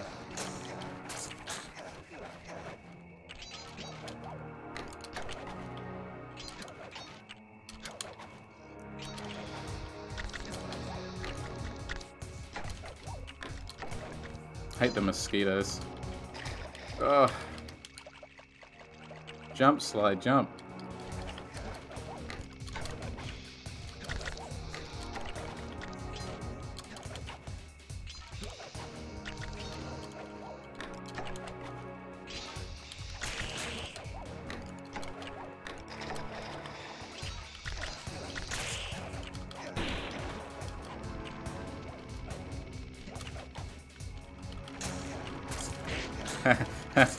Yeah, you figured it out. I did use this music in my PT video. I was referencing SLY before I played it on the channel, or even mentioned it, I think. I knew I had to use this music. Amazing how well it fit for the video, I think. Music from a kid's game. It's like, yeah, that's PT sounding music to me, that works.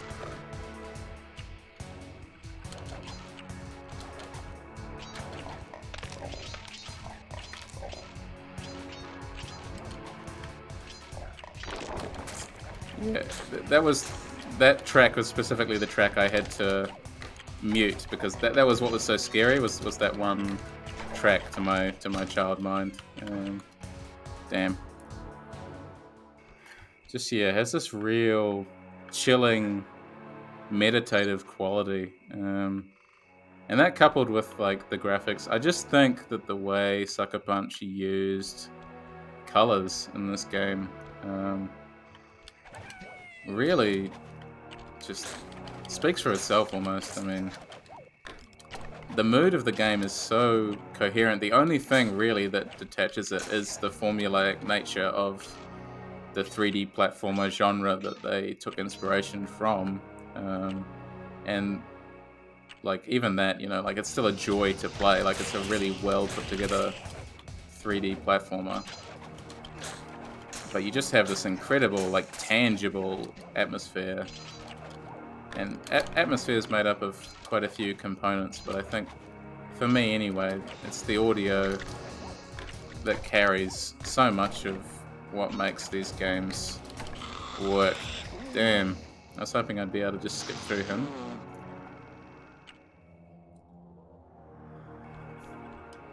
Yeah, such a good track. Honestly, yeah, I could listen to it all day now. Very, very calming. Helps me focus when I'm writing. Yeah, I still think, like, my least favorite part of the video making process has to be the sit down and record the script itself. Because I feel like by the time I've made the decision to, you know, go ahead and record it, I'm already at that, like, I'm sick of it stage. So, like, I still want to make it as good as possible, but I'm very aware of the fact that I was hoping to, like, hit him and then latch on. The Hitchcock of the video essay world. I'll take that, yeah. I'll put that on my cover image or something on the YouTube. Hitchcock of the video essay world, and then Frank Alenzi's Yeah, I really enjoy the process of writing them and editing them, but it's that middle step, I think, where I start to feel like a bit exhausted, and I even sometimes will put it off slightly, just to be like, oh, maybe I can make change to the last bit of the script. Yeah, I don't know. It's an interesting process. Don't play pranks at my parties. Noted.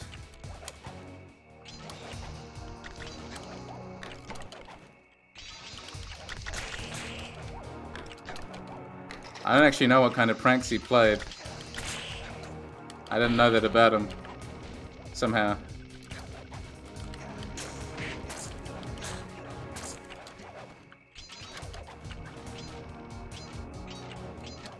For some reason, no, Sly, what? What was that? Okay, sure. You're just gonna think about that for a second, Sly, okay? You're gonna think about that, think about what you've done. Totally butchered that for me. Wow. He's like, nah, I'm gonna latch onto the bottom bit. That's alright. Relatable.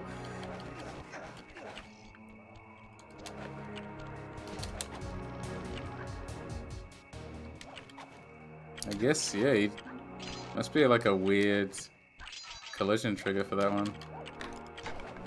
Good to see you here, Future Cityscape. I'm gonna only do another 10-15 minutes anyway.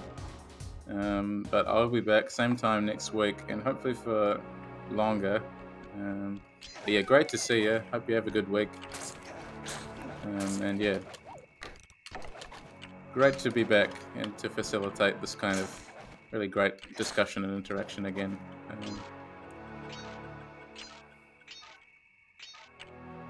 Down we go.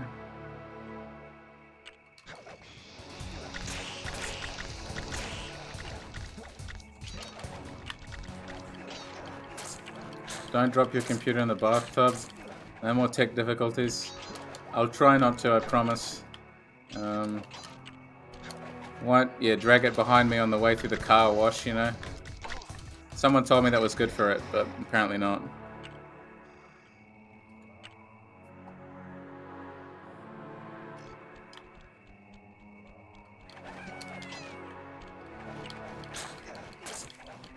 Alright, here we go, come on. You can do this. It's just like the time you drop your computer in the bathtub, you got this. Here we go. The gauntlet of spiders.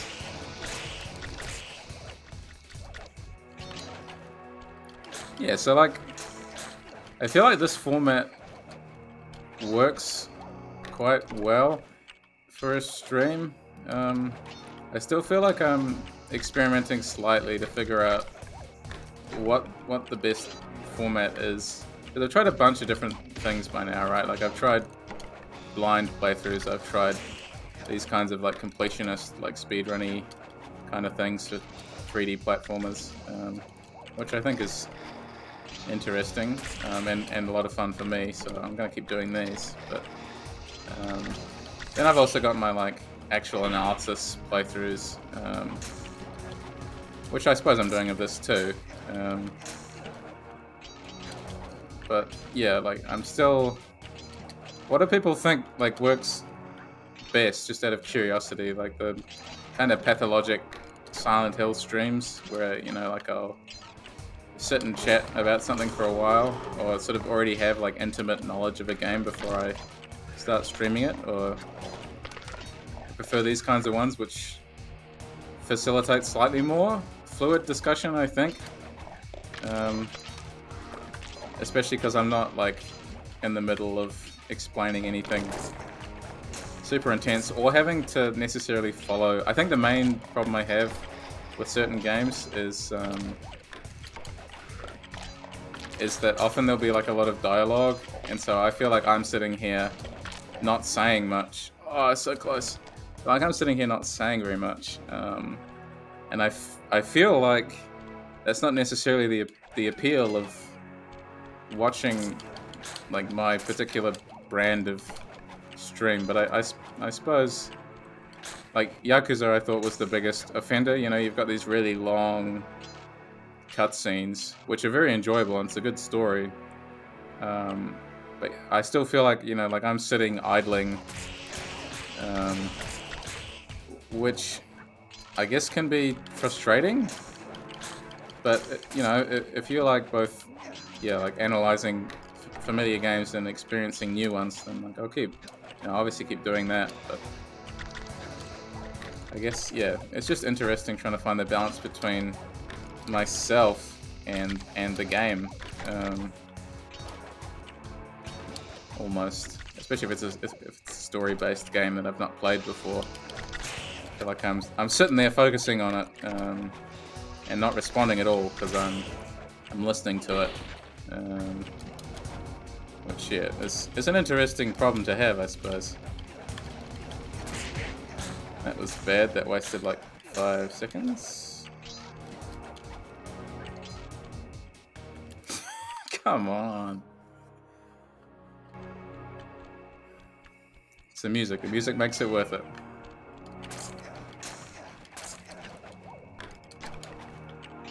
Unbelievable. The same spot as well and everything. You can still make this first try. Mix of both is ideal. Cool. The sort of stream, conversation and fun. Yeah, I'm glad. I've had a lot of fun today. But yeah, I'm also glad that I'm able to produce analysis like on the fly like that. I'm hoping as I continue with, like I'm doing a lot more reading on the side to help buff up what I'm doing on stream. So I'm hoping I'll be able to keep talking about interesting books like Jesper Juhl and who else was I talking about earlier? Just the video game music one. You know, there's a lot of interesting stuff still to be mined from just conversations about game design that can be facilitated a little more easily on, I guess, neutral ground, you'd say. It sort of feels like Crash and SLY, at least when I'm not playing through the story, are sort of, yeah, neutral areas. Where I can still talk about the game, but also talk about non-specific things. And I'm glad to hear you've added some things to your list, Franco Lindsay. Summer reading list grows. Awesome. I'm happy to facilitate that as well. I mean, I do a lot of extra reading all the time, basically, about video game scholarship. So I'm hoping to become even just a resource in that way for people. And if anyone has any recommendations as well that I haven't read, I'd be more than happy to read them too. Do I still have to jump over to the left? I do. That was mean. Another one down. Thank you, Firelight62. Yeah, it's been really good to see everyone again. It feels like it's been such a long time that we've sort of had everyone here. I think it's because it didn't help that I was streaming at like awkward times over, you know, November, December for everybody. I think it was the only time that I could make work, but I'd much prefer if I could stream it at this time again, every time. So it'll probably just be once a week. I don't think I have any time to fit in anything else, but even just once a week would be great to do this kind of thing. Because I think, yeah, these are just fun, you know.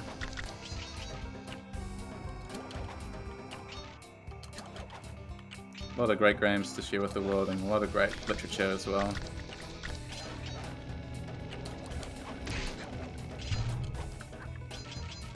And yeah, the last thing Yule wrote, I might be wrong on this, the last thing that Yule wrote that I read anyway was, streaming at this time forces me to get up in actually reasonable time, so that's a good thing. Awesome. I'm glad I can compel people to live healthy lifestyles while I play video games. You know, I spread knowledge about video games. You know, I better people's sleep schedules. I mean, I'm really doing it all here apparently. But no, Yule has some really interesting opinions about some things. He writes that like to create a tragedy is almost an impossible thing to do in a video game because video games are inherently power fantasies. Obviously, from my perspective, I thoroughly disagree with that conclusion that games aren't inherently power fantasies. I see where he's coming from, and that games tend to be power fantasies, but I think the way he writes that statement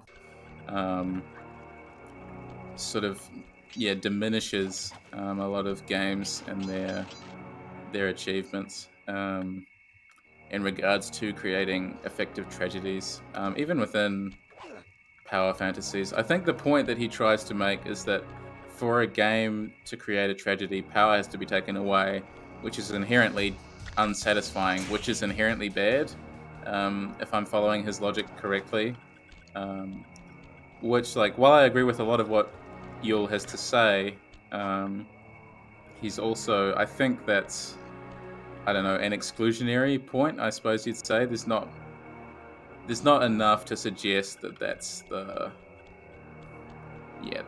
that's actually the case. I don't know how other people feel about that, how games can construct tragedy, but I think we've played enough video games here in this chat that construct tragedy that we can disarm that statement, I think.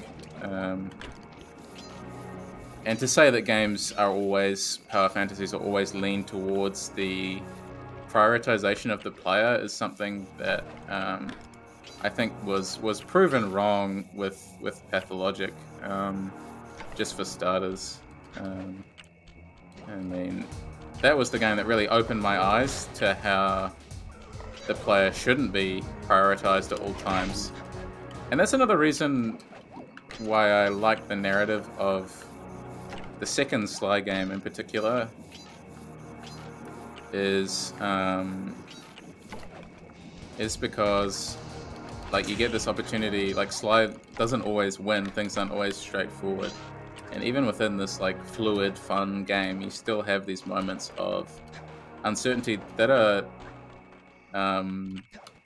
created by the player at some points as well. Like, the player makes the mistakes that lead to this failure.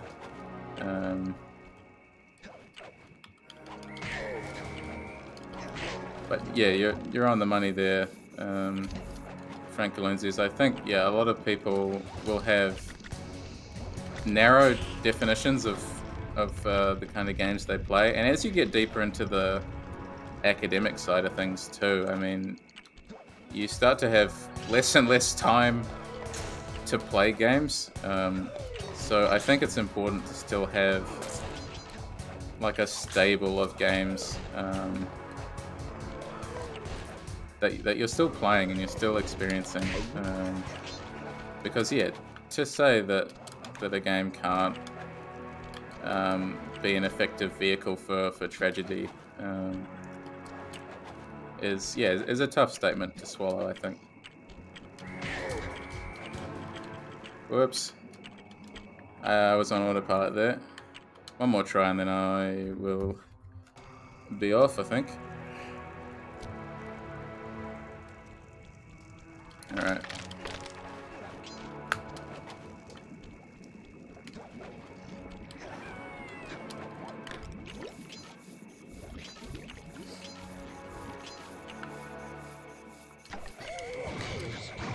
Ow. I love the way he takes his cap off and just like sinks sort of valiantly into the water. Okay, now one more try. He's got so much character, right? Like just in the animations, he doesn't even have to say anything. He just has so much personality. So well designed.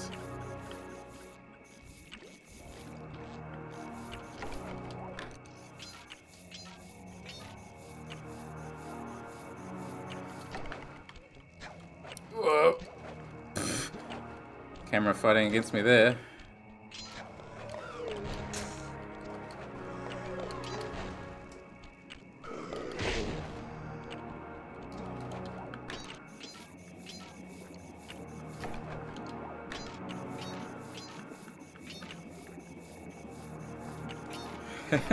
Yeah, but what if we made him a white dude with a gun and called it innovative? Well, you know, Sucker Punch did go on to make Infamous, which stars a bald white guy with lightning powers. Not a gun, though. He can't use a gun, but, you know. Alright.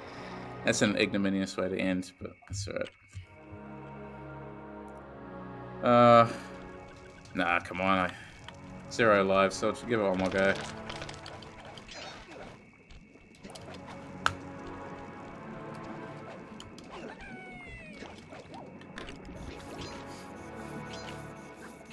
I feel like it was the, you know, PS3, Xbox 360 generation that really struggled with making characters that weren't, like, just grizzled white military men.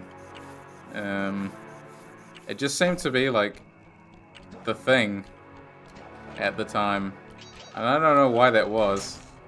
I think a misguided attempt to both like make a realistic game, but also one that caters to a very like singular market. And I think, yeah, both of those ultimately quite misguided, other than in a few rare exceptions where they actually managed to pull it off.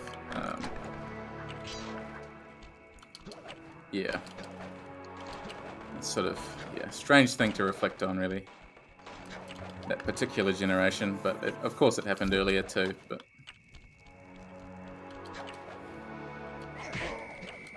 It's a particular epidemic, I suppose.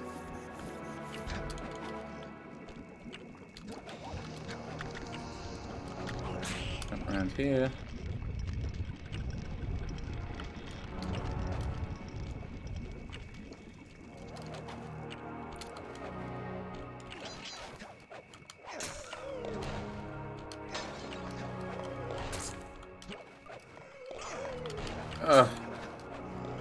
SLY sometimes like locks onto the head projectiles. I think you can smack them away, but not always helpful. No! I was hoping I could cheat that one. SLY sinks into the earth this time.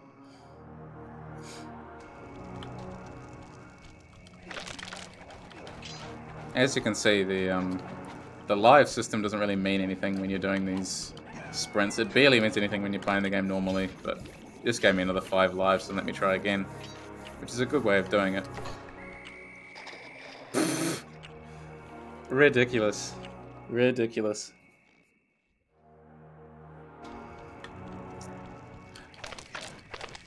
Just one more try. Just one more try. Yeah.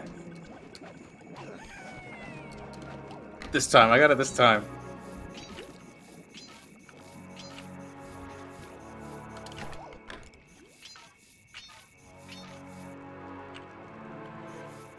Let's go, here we go. First try, first try.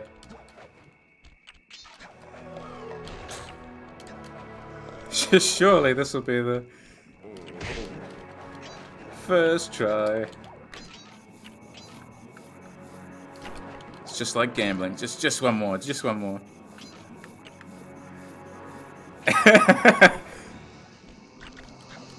99% of raccoon thieves give up right before winning. Damn right. Ugh.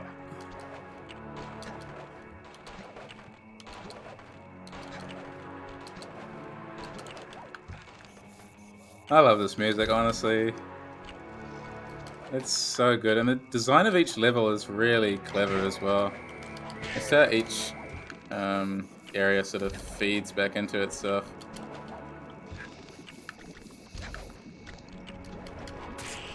Oh.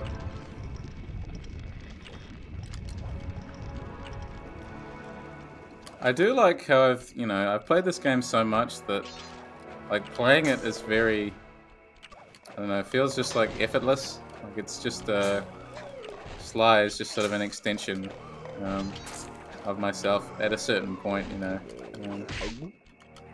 I'll take that. Like, familiarity with a game is really something special, I think. Okay. Where's the actual bit I need to latch onto here that I just bloody jumped off last time? This one. Come on, Sly, slide. 10 seconds.